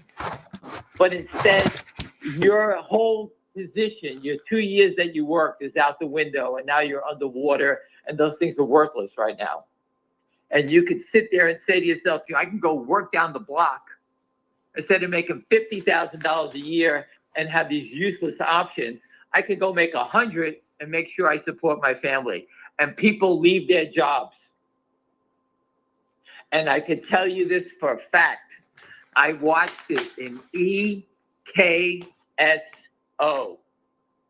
They helped handicapped people walk using a robotic, but it took 3 technicians, 2 people to put the handicapped person into the machine and walk them around, and someone to work the automation, the robot, from a control panel. And what they do is they monitor your steps and everything about the patient in the robot. These are people that couldn't use their legs, or maybe just have one leg or whatever, or had a stroke. They help these people walk again.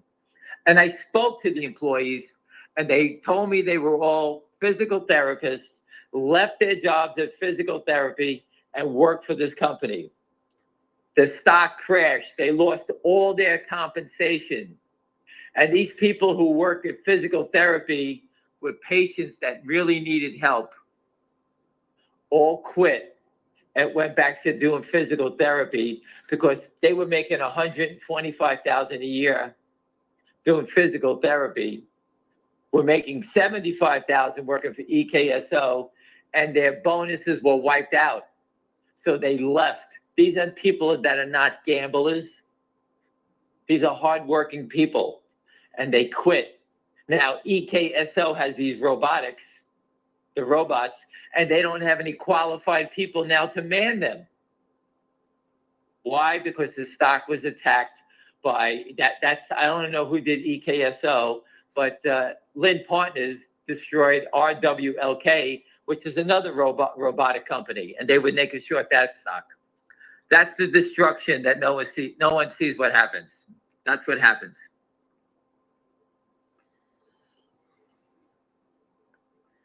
Any questions on that, William?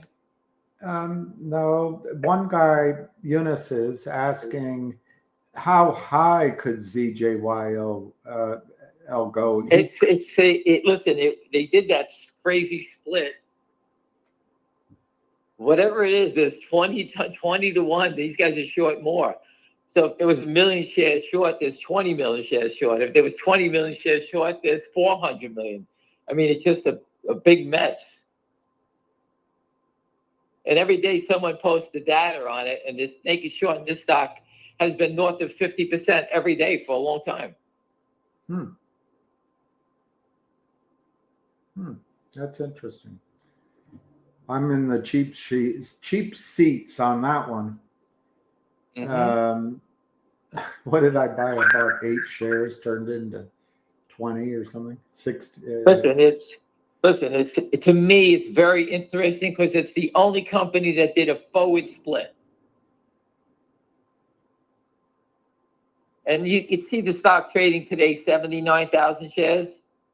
That's what it normally trades. All these other crazy numbers don't make any sense.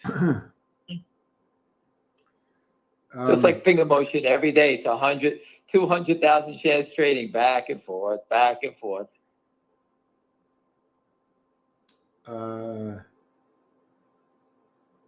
Are you surprised Trump didn't mention naked short sellers while he was talking about taking over Greenland, Panama Canal, and Canada, talking about Hamas, talking about Ukraine at Mar-a-Lago the other day? I can't believe he has not addressed it yet. It's remarkable that he hasn't. But you just knocked out 7 major topics that I think this man is being overwhelmed with, and I think he will. I think that he understands it. He's brilliant, and I think he has some sort of plan to unleash it when he does. That's what I think. I don't know.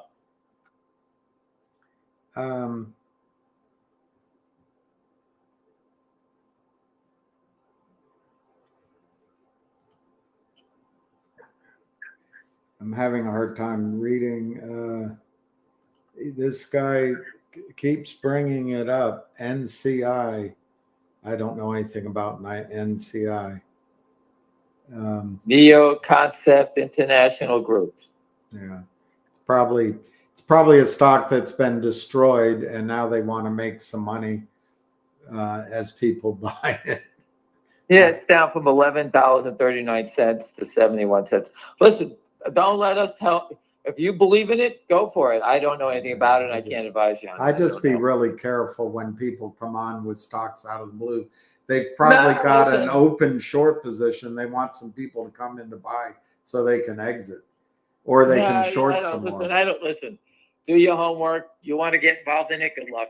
Thank you for the symbol. I don't know the company, and I can't advise you. No, I can't tell you either way what's going on. That's a better answer than mine. It's basically naked shorted straight down. So do your homework.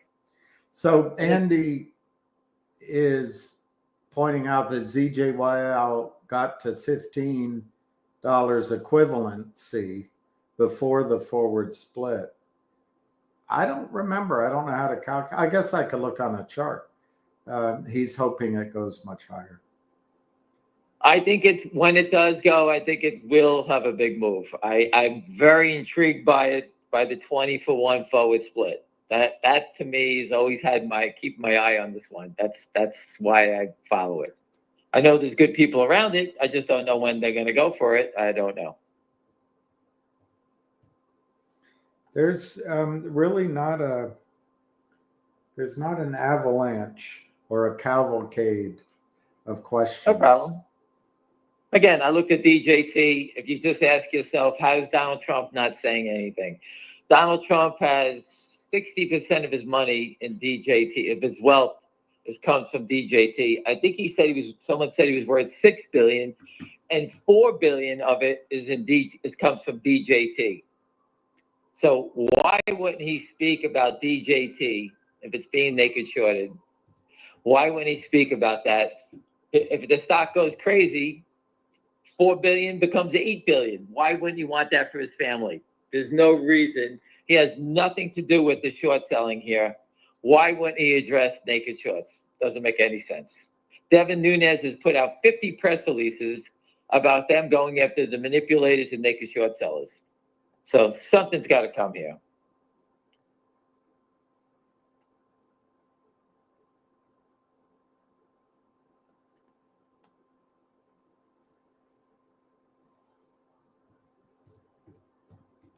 What else, William? MLSS, I told you about that. DJT, I think you can buy the dips, sell the rips. I think GameStop is doing the same thing. GameStop acts really, really very well. The stock is up to 33, and the pushback was down to 32.41. And now if that thing turns green again, you'll see 34 today.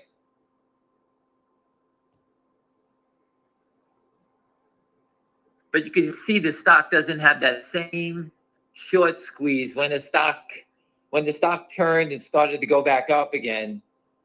you see the shorts trying to run in front of it, and it squeezes up $1 real fast. That hasn't been happening for a while. Do you it's know basically- Wilmington Capital Securities? No, I do not. Wilmington, Delaware, I guess. I I guess, don't and know. then Chardon Capital Markets. I don't Chardon, trust yeah. them. What I do you don't think of trust them. Chardon? They're scumbags.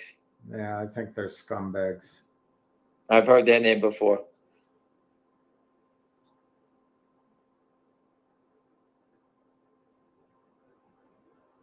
These are all small firms that use the same hedge funds that naked short and do secondaries for everybody. Same group.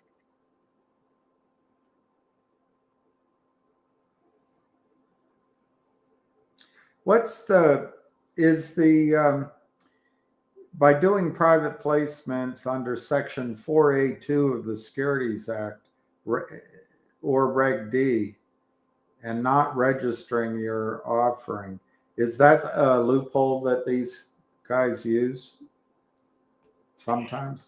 Or it's, you don't know? It is interesting. I don't know. Listen, everything these guys do is controlled by their law firms. They're very powerful law firms that have, I don't know if you ever been to a law firm. I'm sure most people haven't.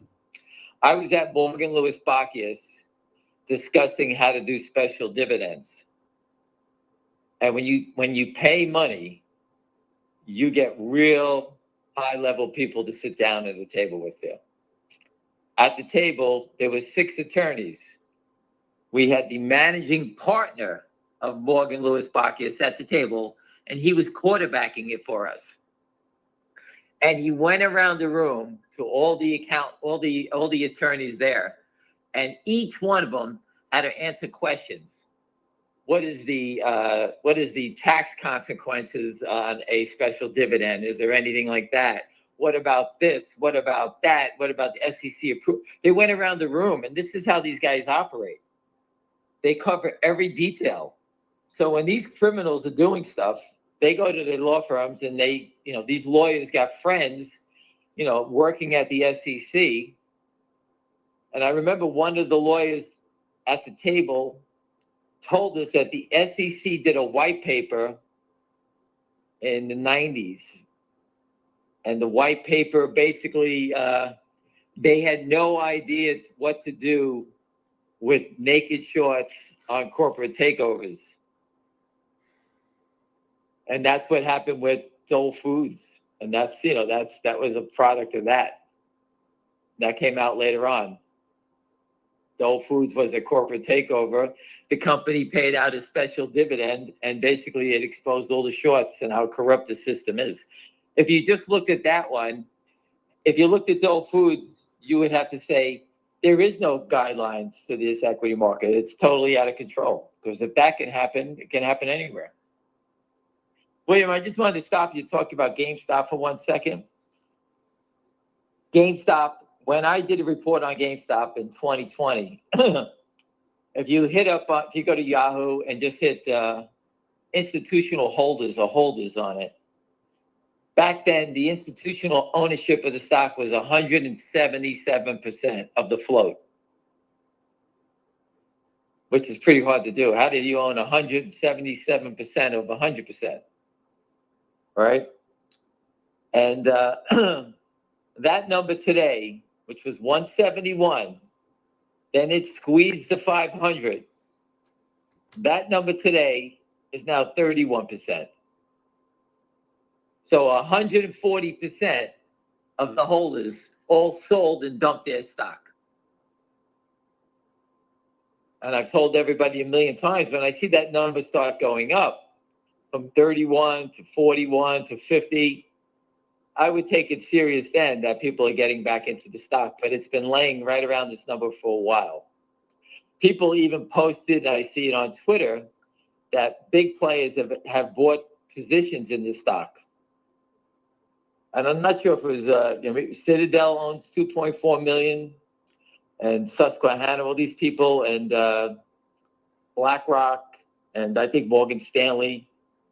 A lot of those people take positions in the stock, and they lend it out to short sellers. and they can basically charge what they want.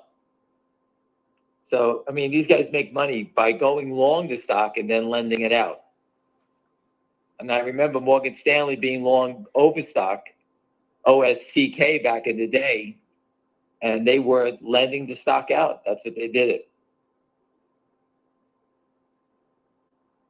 So these guys, you got to look at the motive. But it was 177, and it's now 31%. So all those people that love GameStop all sold into the run and never bought it back. Just think about that for a second. All those big investors, where'd they all go? They all sold and ran away. And that's how I follow if they're getting back into it.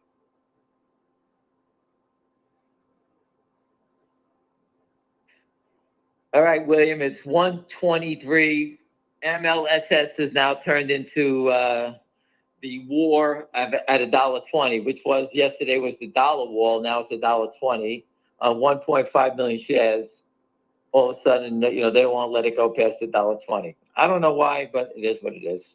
I think it's going to pop, just like you said.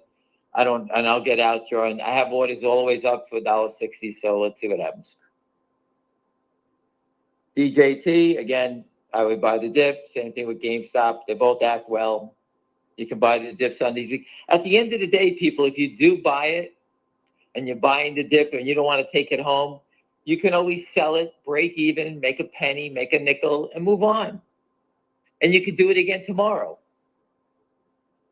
I'm not telling you to buy the dip and have another position. You could buy it. Hey, it didn't work today. I'll get out. I'll try again tomorrow. You go home, you don't have a headache. And if you miss it, you miss it. I mean, so have that mentality when you look at these things. Sometimes you buy it and they go straight up.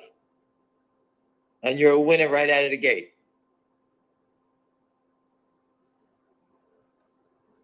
Finger motion, I think that the stock is being completely manipulated by the shorts back and forth. I'll say 90% of this volume today is fake. I'll make it 85, a little lower. I'm sure someone bailed out. I know people have been buying it, so obviously there's some more volume than I thought of.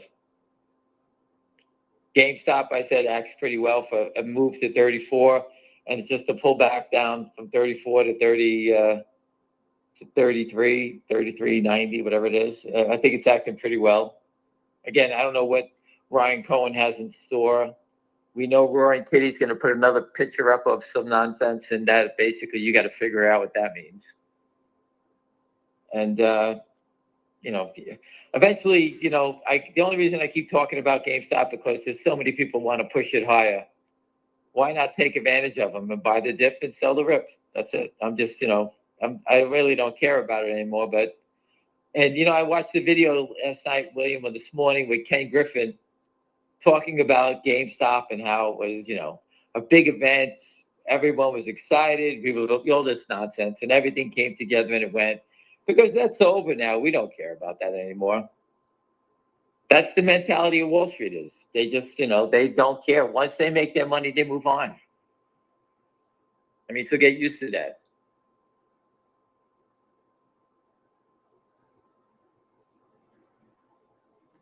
Guys, think of Wall Street as your ex-girlfriend. She'll dump you so fast they could kill us.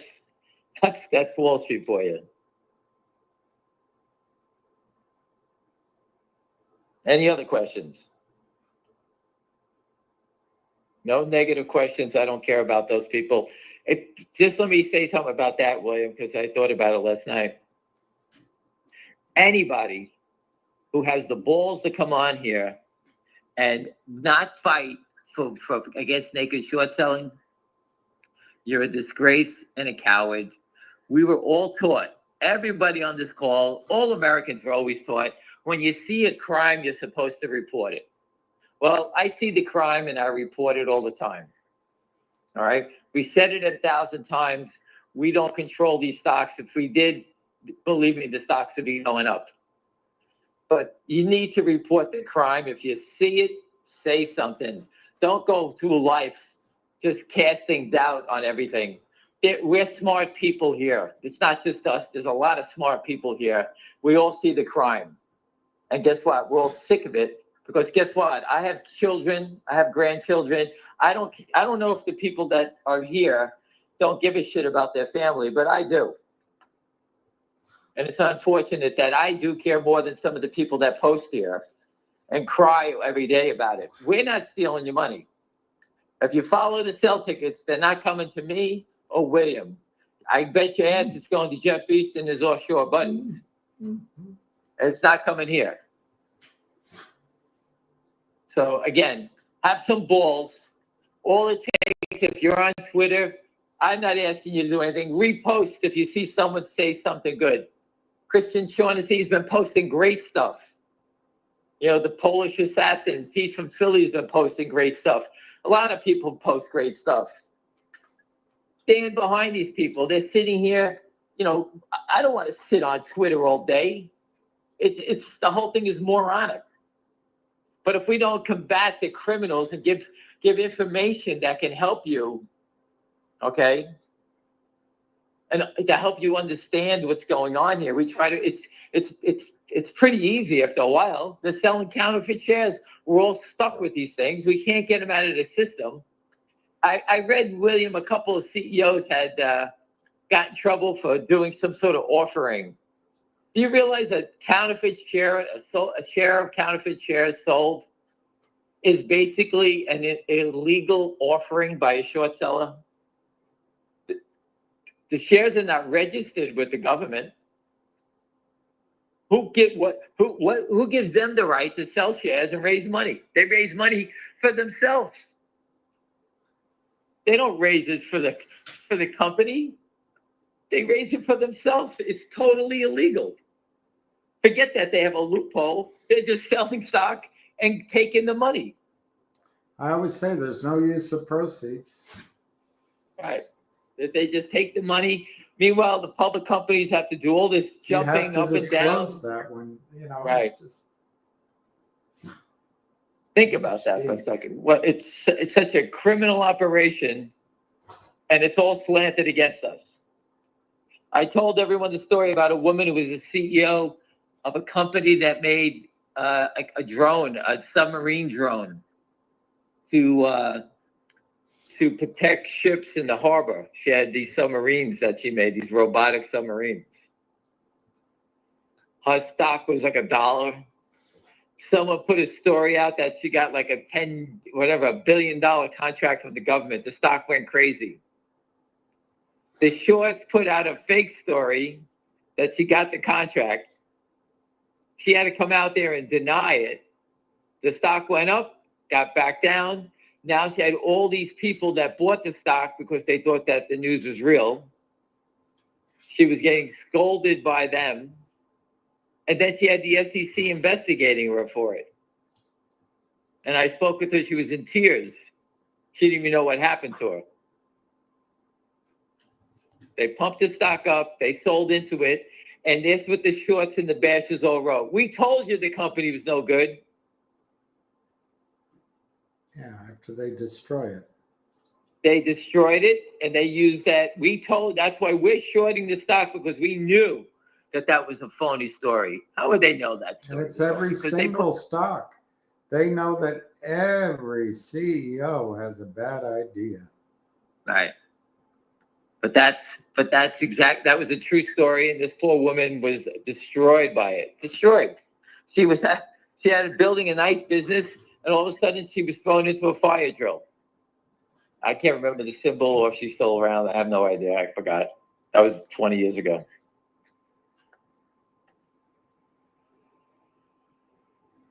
They do everything just to destroy. I don't even understand how the government allows this to go on. Because the government's getting paid for it. Well, I don't know how you get paid for it, but I don't know what they're doing. That's not my business. Bribes. No, there's a lot of people being bribed, and they're from the DTC. Listen, my younger brother told me the DTC is the old age home for Wall Street crooks. So all the back office guys on Wall Street all go to work at the DTC. It's like the retirement village out there. So those guys are tipping off the people outside the DTC how to navigate the DTC, or how they work. So they put the hoodlums in the DTC, and while they're in there, they teach the people on the outside how to navigate and get around all the issues. I had a friend of mine, and William, you met him before. He was at a meeting with the people at, I think it was the DTC, and someone was getting a big margin call, and the DTC went against their own guidelines and just said, don't worry about it, we'll give you some more time. And he was right there when they said it. He told me you weren't a friend of his. Yeah. I don't know who you're talking about. Do you have a updated PPS on the naked shorts going underwater? Oh, price per share on the naked shorts going underwater. Well, I got to find, listen, for number DJT. one, the DJT one I could probably get later on. I forgot what the number was. And Finger Motion, I want to see what happens on the 12th, I think is the new updated real short. You remember, I always said, whoever's shorting this stock and paying to borrow it, all right, that was the real short. It's the dumbest trading creation, I said. Well, it's looking pretty smart now that these guys shorted the stock. They must have known about the secondary coming. So if that real short disappeared, then we know exactly why they were doing it. They were borrowing it because they knew about the dividend. About the secondary. And that's going to be a great point, because I'm going to go, when I go to the SEC, or to the FBI again, when they get called, is that I want them to look into the real short. What relationship did they have? Who called them? Because obvious inside information. Someone told them they started borrowing the shares and shorting it and trying to cover on the secondary. So that is interesting, but I can't make that claim until I see what happens on the 12th. It was 1.3 million shares short. It was 1.7. We know they covered a couple of 100,000 at 210. Before the drop, they covered 300,000. So that guy is trying to cover the real short. We'll see if they covered it on the attack back down. And I have to believe that they were covering on this last route when they came after it. So they probably made 70 cents on 1.3 million shares.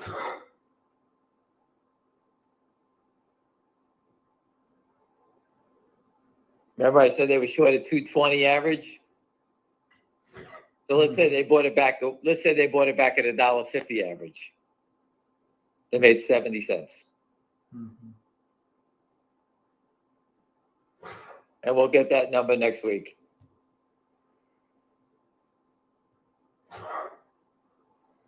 Anything else, William? Do you want me to recap everything? Then we'll move along and I'm done. Will Underdown will get you tickets to any concert or sporting event you need. I want to see women's wrestling, mud wrestling, whatever it is. Thank you very much, but I kind of stay away from crowds in this world. I have grandchildren now, and I just don't seem to want to be in the crosshairs of any idiots running around. So the country straightens out. You know, we have a country that has no border.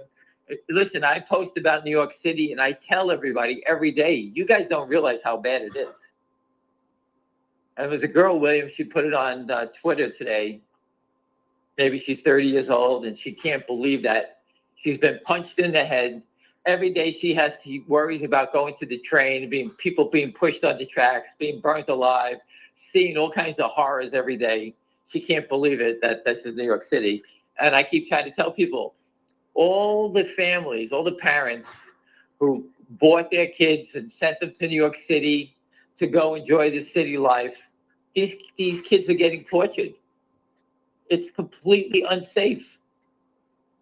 I told you police officers that I know just drive. They don't even get out of their cars. They can't use their guns. They want nothing to do with it. If they arrest somebody, they come right back out. So if the police are not doing anything, what makes you think that you're going to be safe? And it's just so terrible because this is not the city I grew up in. I was out all night, all the time. And, I've never seen gangs of men hanging out on corners. I can't get 30 people together. These guys got 30 people hanging out in a corner on a cold day. I mean, they were all criminals.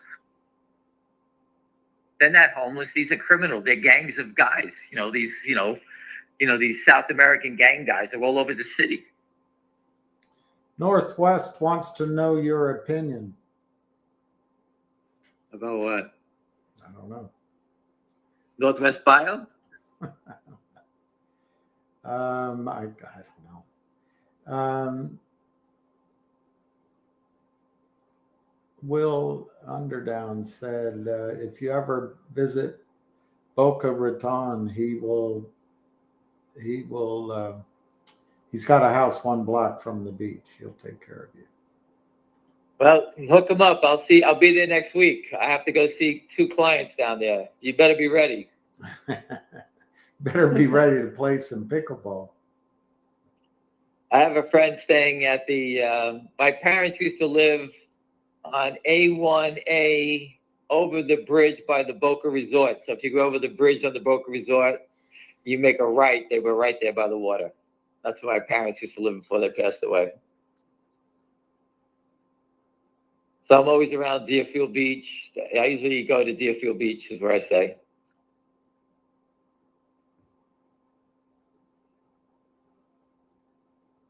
I'm going to be looking for George,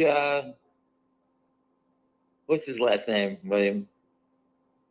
The Washington? GameStop or AMC. What's his name? George Washington. No, the AMC guy, George. Oh, yeah. It's not Kennedy. It's George. Oh, gosh. I have it here. George Ferguson? What's his name? I can't remember his name. No, George. Just stop talking about it. I'll think of it. George. Hamilton? Your mama. I can't remember his name, but I'm going to have you reach out to him. I'm going to see a few people next week, and in 3 days, four days, I'll knock out everybody I have to see. But you're going to have to set that meeting up for me. I forgot his name. I'll think of it as soon as you hang up. Right. But I want a meeting with him. I always enjoyed his videos. I enjoyed that the guy came from nowhere and taught himself the equity market and is a complete expert on naked short selling. And he tells the story just the way I like to hear. I think it's Donahue. George Donahue? Yeah. Okay. I'm going to try to get to him, and I'm going to try to get to the gentleman who just said he lives in Boca Raton, 1 block from the beach. Gotta love that.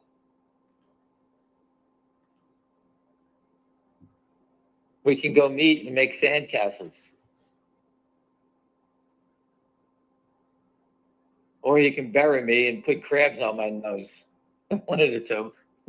Yeah, Chris says it's Donahue. Pilot Yeah, okay, great. says Thank you. it's Donahue. Make a note of that. But Chris says it's Donahue. William, if you can reach out to him, if you know how to get to him, if you could see if he's available next week, I can go meet him. So I'll leave that up Will's to you. on Palmetto Park Road and A1A. I've been on A1A years ago. I know exactly where he is. Palmetto and 818. Is that where Il Molino is and the restaurants there? I don't remember Curious. now. Yeah. I remember we went to this. I was younger and we went to this great outdoor place. But man, there were so many. I think they're called Cougars. Oh my God. And I got some interest because I was young, but I didn't like it. Now I'll go and I'll be the oldest guy. I'll be the Bobcat. Did you play bubble craps or table craps? Table crafts. I don't know what bubble craft is. That the electronic machine? I have no idea what it is. Yeah. And Will says, yes, that place was there. What's your Twitter thing? You don't, I don't have it. I got a problem with Twitter. It won't let me post anything. I could do it from my phone, but I can't. I'm just reading Frankie Nesbitt's story. Ted Farnsworth now pleads guilty to defrauding retail investors. Who the hell is he?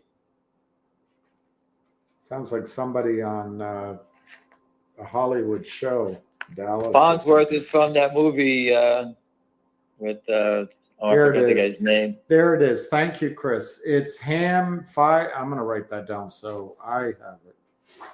At Ham 59591 short. Well, you tell him that I'm going to see him next week, and I'll read my Twitter for him. So tell him to relax. Will Underdown, just DM him or Okay, get on Twitter, because Ham's always on Twitter. Just he'll find you. He'll find you. Mm-hmm.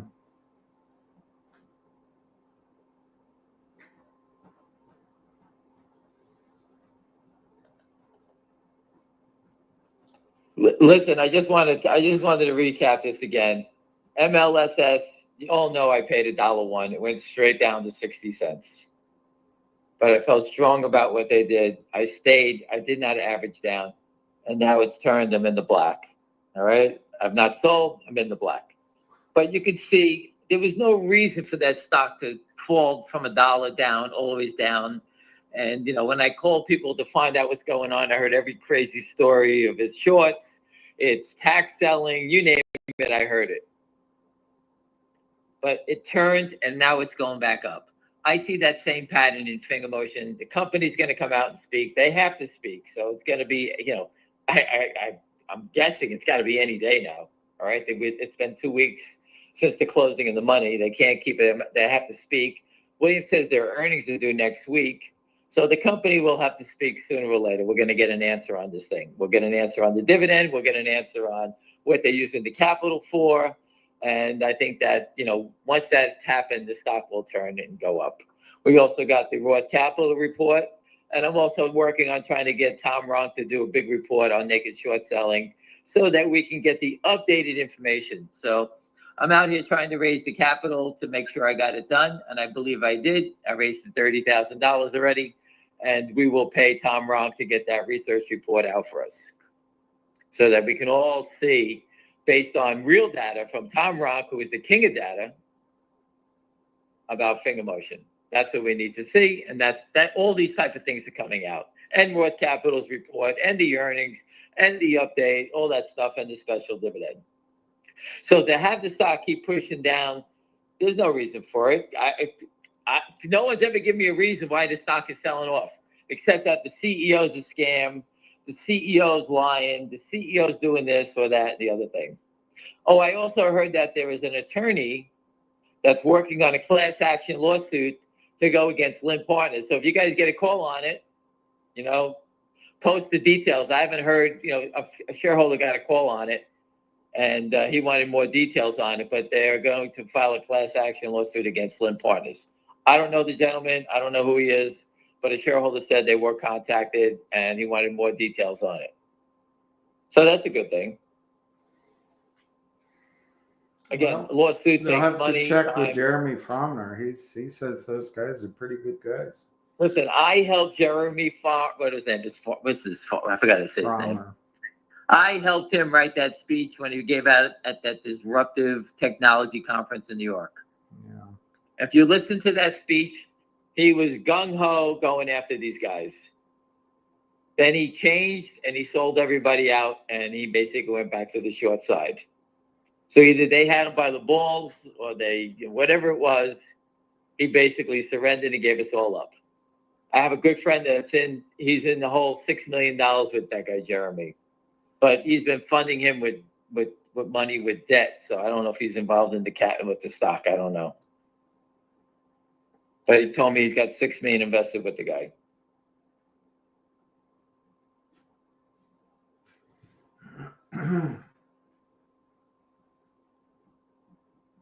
All right, so I'll just recap everything and then we'll move along, William. Well, once I've given out there that I think the warrant's going to take a while. But what's your call on when the warrant comes out? Well, my call is that as soon as this company tells us that everything's been submitted and waiting for approval from the SEC, you'll get your timeline then. You'll be 10 to 15 days out. So you'll get your record date within that period. So the company needs to state where they stand on it, and then we'll go from there. I don't think, it's not months, that's not for sure. But if you are short and you know it's coming, it's like a company going to the FDA. You know they're going to get approval. Do you want to keep staying short or you want to cover? They'll panic, they'll cover. Just to be clear, I told people I think it could take until April or May to get it done, because I think the SEC's in transition. But we'll find out. I just don't think it's the most important thing to focus on for Finger. Well, I focus on it. Finger motion needs to Finger motion is 100% not focused on the dividend. Finger motion is focused on the dividend because the biggest holders are telling him to do it. Right. Okay. So that's the status of where it's coming from. So the pressure's coming from big shareholders. So that'll be important. That'll be very. So that is important that the company, trust me, the company has been getting punched in the face about every issue that you guys talk about. Yeah. And if you say something that I never heard before, trust me, I get off the phone, I tell the shareholder, and they're relaying it back. Yeah, okay. So again, everything that you discuss here, when I hear your concerns, I pass it along if it's valid.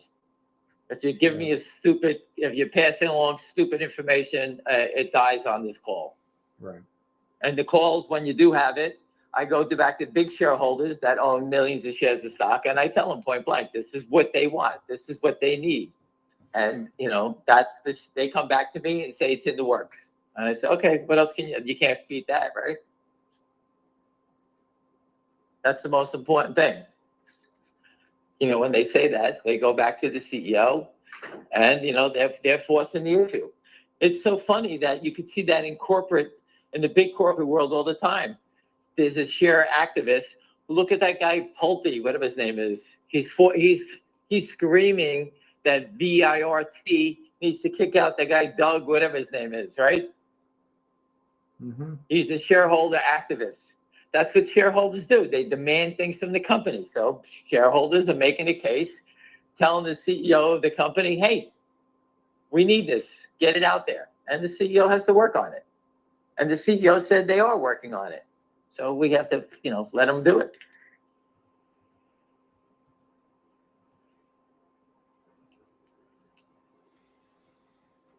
What else, William? So your voices are being heard. If you have good questions, I relay them. Trust me, I do that. Stupid questions, if you want to hear a stupid question, when I get a stupid question from you, William, all right, William? Yeah. This is for everybody here. You ready? When you say something stupid, I flush it down the toilet bowl. Never to be heard from again. So, this is not the joke hotline. This is serious. We're here to make money, and we're here not to get robbed. Okay? For the most part, we're trying to help you out, not get robbed. And we try to help you out with some information, how to actually learn how to trade the equity markets. It's not easy to do, but you have to start somewhere. Most of you guys are sitting in the dark by yourself. I was trained on a trading desk with 30, 40 people. And when you work with 30, 40 people that all understand the same level that you're at, you can hear the ideas and be careful. I heard something negative about this stock. We all talk to each other. And that is how Wall Street works. Now, I already pitched someone that's close to DJT because if they're trying to add content, I was trying to pitch a financial news show to them. And hopefully I'll get my at bat because my idea for a financial news show is exactly what I just said. We'll create a trading desk. And so that people can see what happens in the market in real time. let's say the market's down 100, William, and all of a sudden the technology stocks start to turn up and turn green. Maybe it starts with NVIDIA, but NVIDIA turns, NVIDIA will turn Dell will turn, MU will turn, this one will turn, that'll turn. And you can see the rally coming on. It starts with the technology, then moves to the food stocks, and the food stocks may lead to the auto stocks. And that's how Wall Street works. And you can see the whole rally start to unfold because the big boys tiptoe in because they want to get their stock cheap. But, at some point they can't hide, and you guys can't follow all these stocks. And that's how you can see a turn in the marketplace.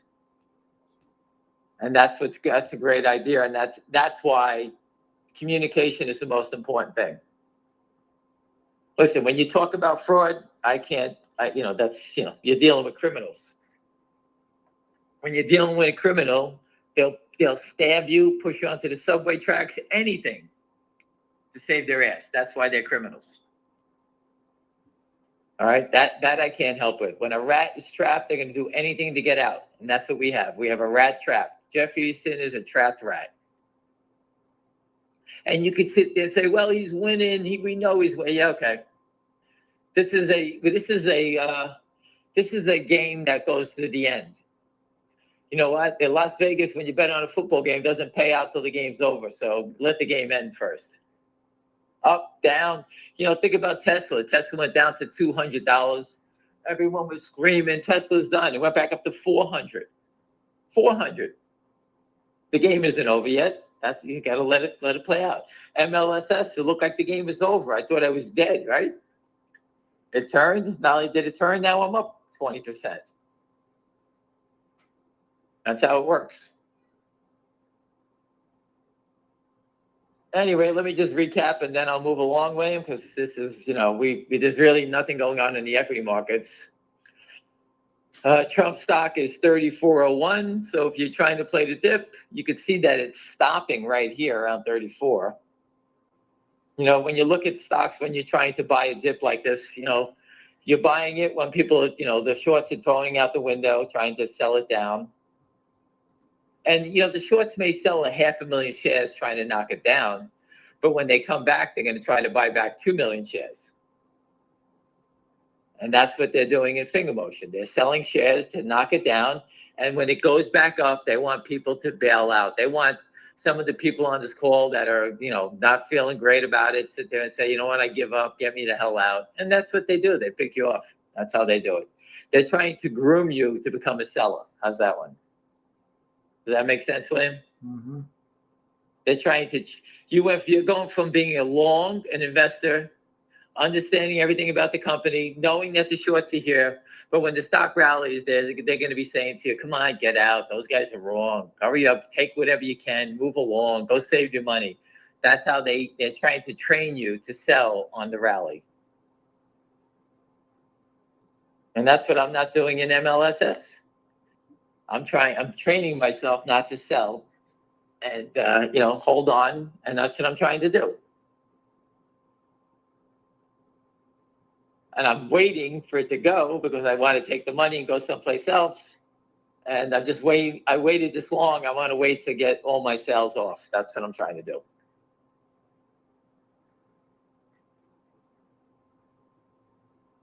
But the news on MLS is out there already.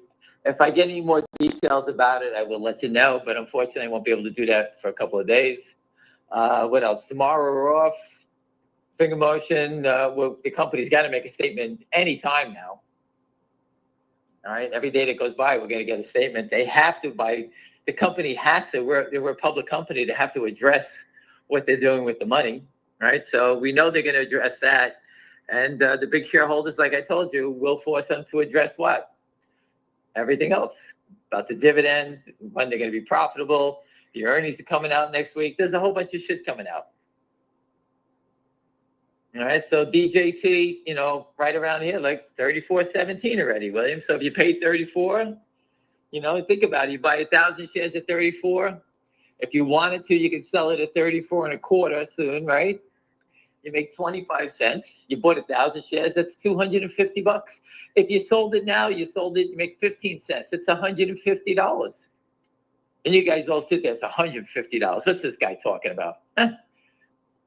Do it 10 times a week, right? It's 1,500. And you're in the stock for what, 3 minutes? You got to remember, you're not Stevie Cohen. You're not buying 100,000 and flipping it. You're doing 1,000 shares or 500 shares and flipping it. You do it every day. Keep grinding, making $1. As long as you're making money, you don't go broke. If you lost $5,000 in another investment and you come back out here and you chop away and say, okay, you know, I made 200, 300, 200, 300. Say, wait, at the end of the week, I'm down 5,000, but I made 1,800 trading these stocks back and forth all day long, making small profits. It's 18. That means I'm only down 3,200. Look how fast you start grinding into that loss and recovering it. Correct? And now you sit there and say, okay, I was down 5,000. I made 1,800 back just chopping away. I added no new positions. And I'm down 3,200. And that's how you make it back. And then when you find the stock you believe in, then you can start adding to it and get bigger and buy the dips and whatever you have to do.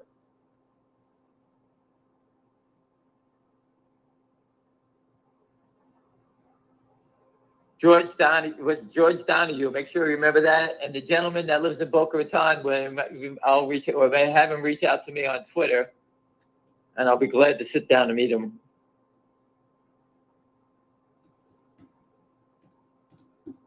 Yeah. What else do we have here? Maybe I could reach out to the CEO of VIRT, and he can get me some hockey tickets for his hockey team, what they bought with the stolen money. How's Virtue Financial? All he's doing is selling counterfeit shares. He's doing great. His stock never goes down, right? Interactive Brokers always doing well. $190. The year high is $193. Everybody else is screaming. What about my fucking stock? The brokerage stocks just keep making money from idiots. Everything they do is correct. He's $190, Interactive Brokers. What are they got, a big bond desk? Because nobody's that Russian guy. What are they doing? Executing, failing to deliver, failing to report trades. That's what they do. They just keep robbing everybody, and their stocks never go down. Their day is going to come. Those stocks are all going to be cut in half. VIRT is going to be worthless. If they have to comply with the law, that stock is worthless. VIRT is the same thing as Knight Securities back in the day. Knight Securities was a bunch of traders. They all naked shorted. They got shut down, got blown out of the water, and they got shut down. End the conversation. That was the end of them. Just like Credit Suisse, all these guys. I'm just sick of seeing their stocks go up and everybody else's stock get rocked. It's just remarkable. All right, the DJT is 34.15 to 19. All right, so you listen, buying the dip and selling the rip. The rip could be 15 cents, it could be $1, it could be whatever you want it to be. It could be a nickel. Right? I mean, just think about it. If you trade stocks to make a nickel, just trying to catch a quick momentum play back up. 5 times a week is a quarter. You think about 1,000 shares, you wind up making 250 for the week. It's not a lot, but it keeps adding up. And people were taught to do that. Anyway, you know what the story is, MLSS, the news is out there. It looks like people are starting to step into it. Hopefully this thing will continue to go for me, or anybody else who did buy it. The GBUX, I have people buying it. I think this stock is a perfect buy the dip, sell the rip. If you bought one share, my opinion, if you bought one share, you can at least see how it works and understand how it trades. You don't have to trade every stupid name we ever hear. You can't trade them all. I hear 1,000 stocks. I can't trade them. I don't have enough money to do it.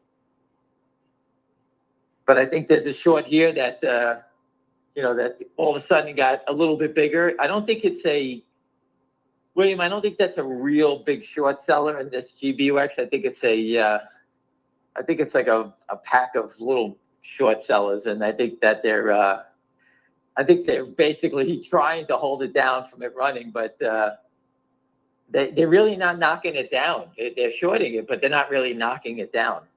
And there's not enough volume to average up what they've done. So basically, I think they're in a tough spot. And I told you, we heard that this thing's going to be a big play in 2025, but where, I don't know. I heard they were getting rumors of the deal with Amazon, a big deal, revenue deal. And we'll see how it pans out. It came out of Goldman. That's all I know about it. I can't verify it. I can't put it in stone. I can't do anything about it. But the people that told me, seem to be pretty good people, and I believe them. So it is what it is. And I'm just looking at the trading of it. I don't have any money to buy any up here. I bought a few shares at $2.30 the other day, 300 shares. And I just add to it when I get a few bucks. I just add a little bit here and there. Nothing major. I own 10,000 down the bottom,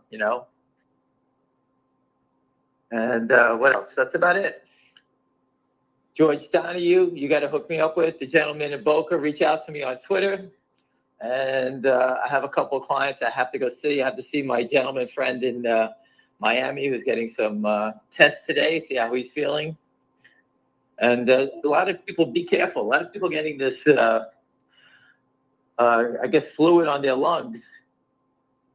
A lot of older people that I speak with. And it seems to be, it's really attacking the elderly people more. So be careful out there. That's for you, William. Mm-hmm. Thank you. Not for us young guys. We're okay. Is Florida where your wife's two gay friends moved to? Yeah, that's why my wife's two gay friends are there.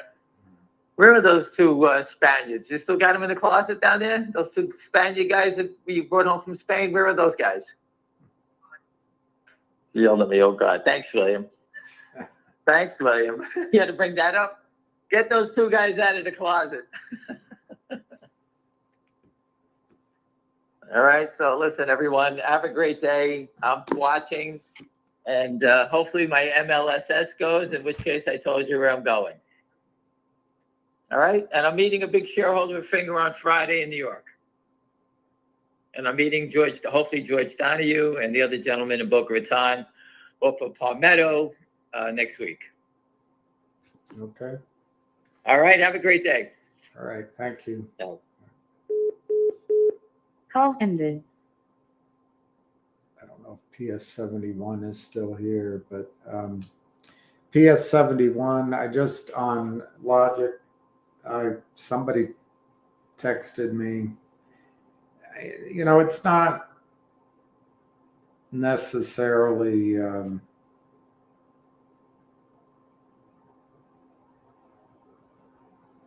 it's not, I don't have direct information, but he just told me that things are probably better than I presented to you, and we should know something.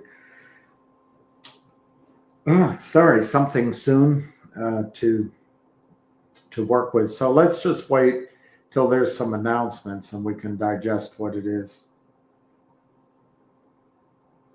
I'm not saying you won't be able to make a trade with it. I guess I'm just expressing my concern too. So we'll find out. I did get a bit of positive feedback that just said we should be okay. Let's find out. On that Koya, I looked it up. They raised money using a couple of bad firms. On the other hand, Greenlight Capital is in there, and they're selling stock. Those founders are selling stock. So biotech seems to be all the buzz, and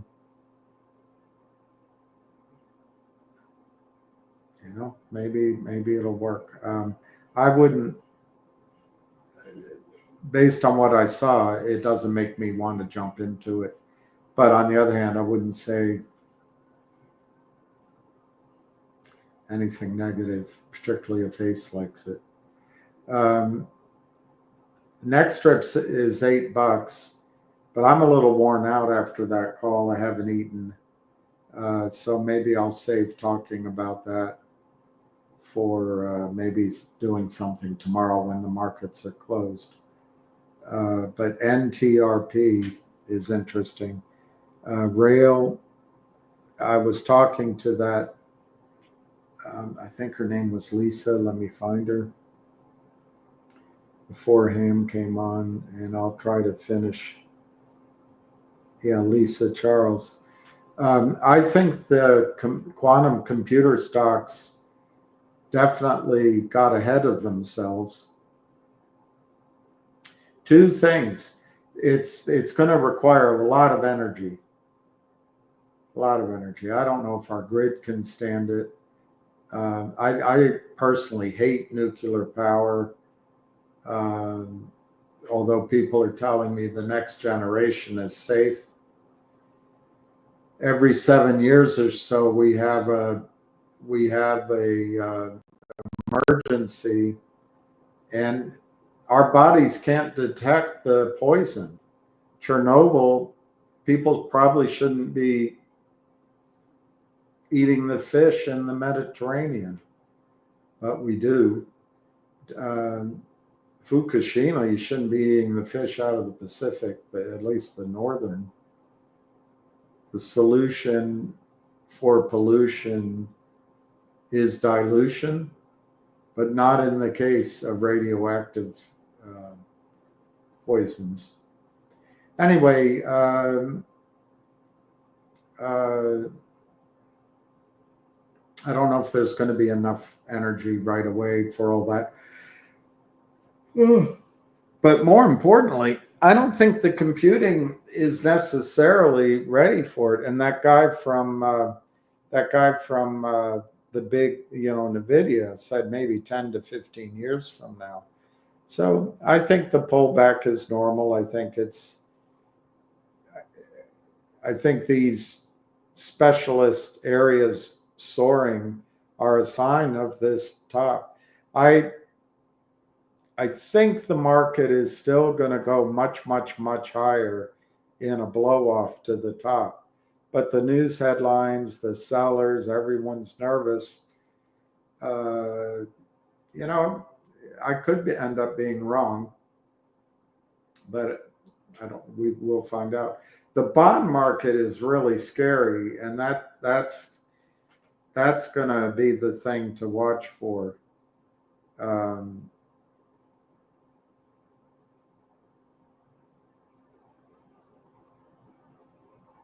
But right now, we'll hold off. Anyway, I was starting to tell you, Rail Town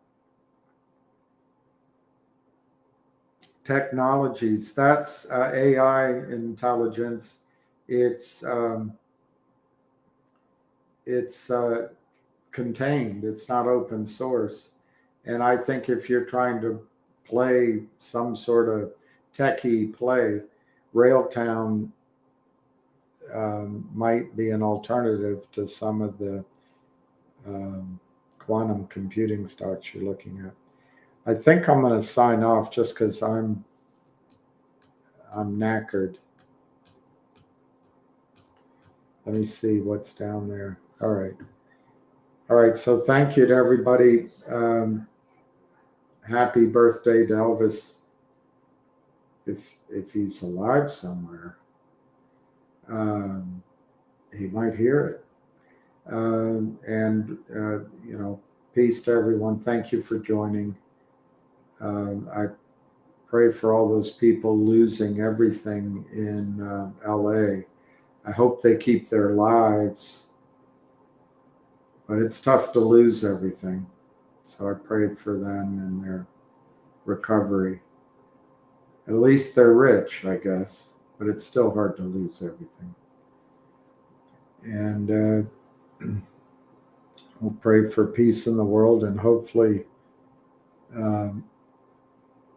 everyone stays level-headed as the United States makes the transition to the next president, and hopefully that new president doesn't follow through on some of his more bombastic promises. Let's stay out of war. Let's stay out of war. All right, I'm going to sign off. Peace, love, and happiness. Cheers.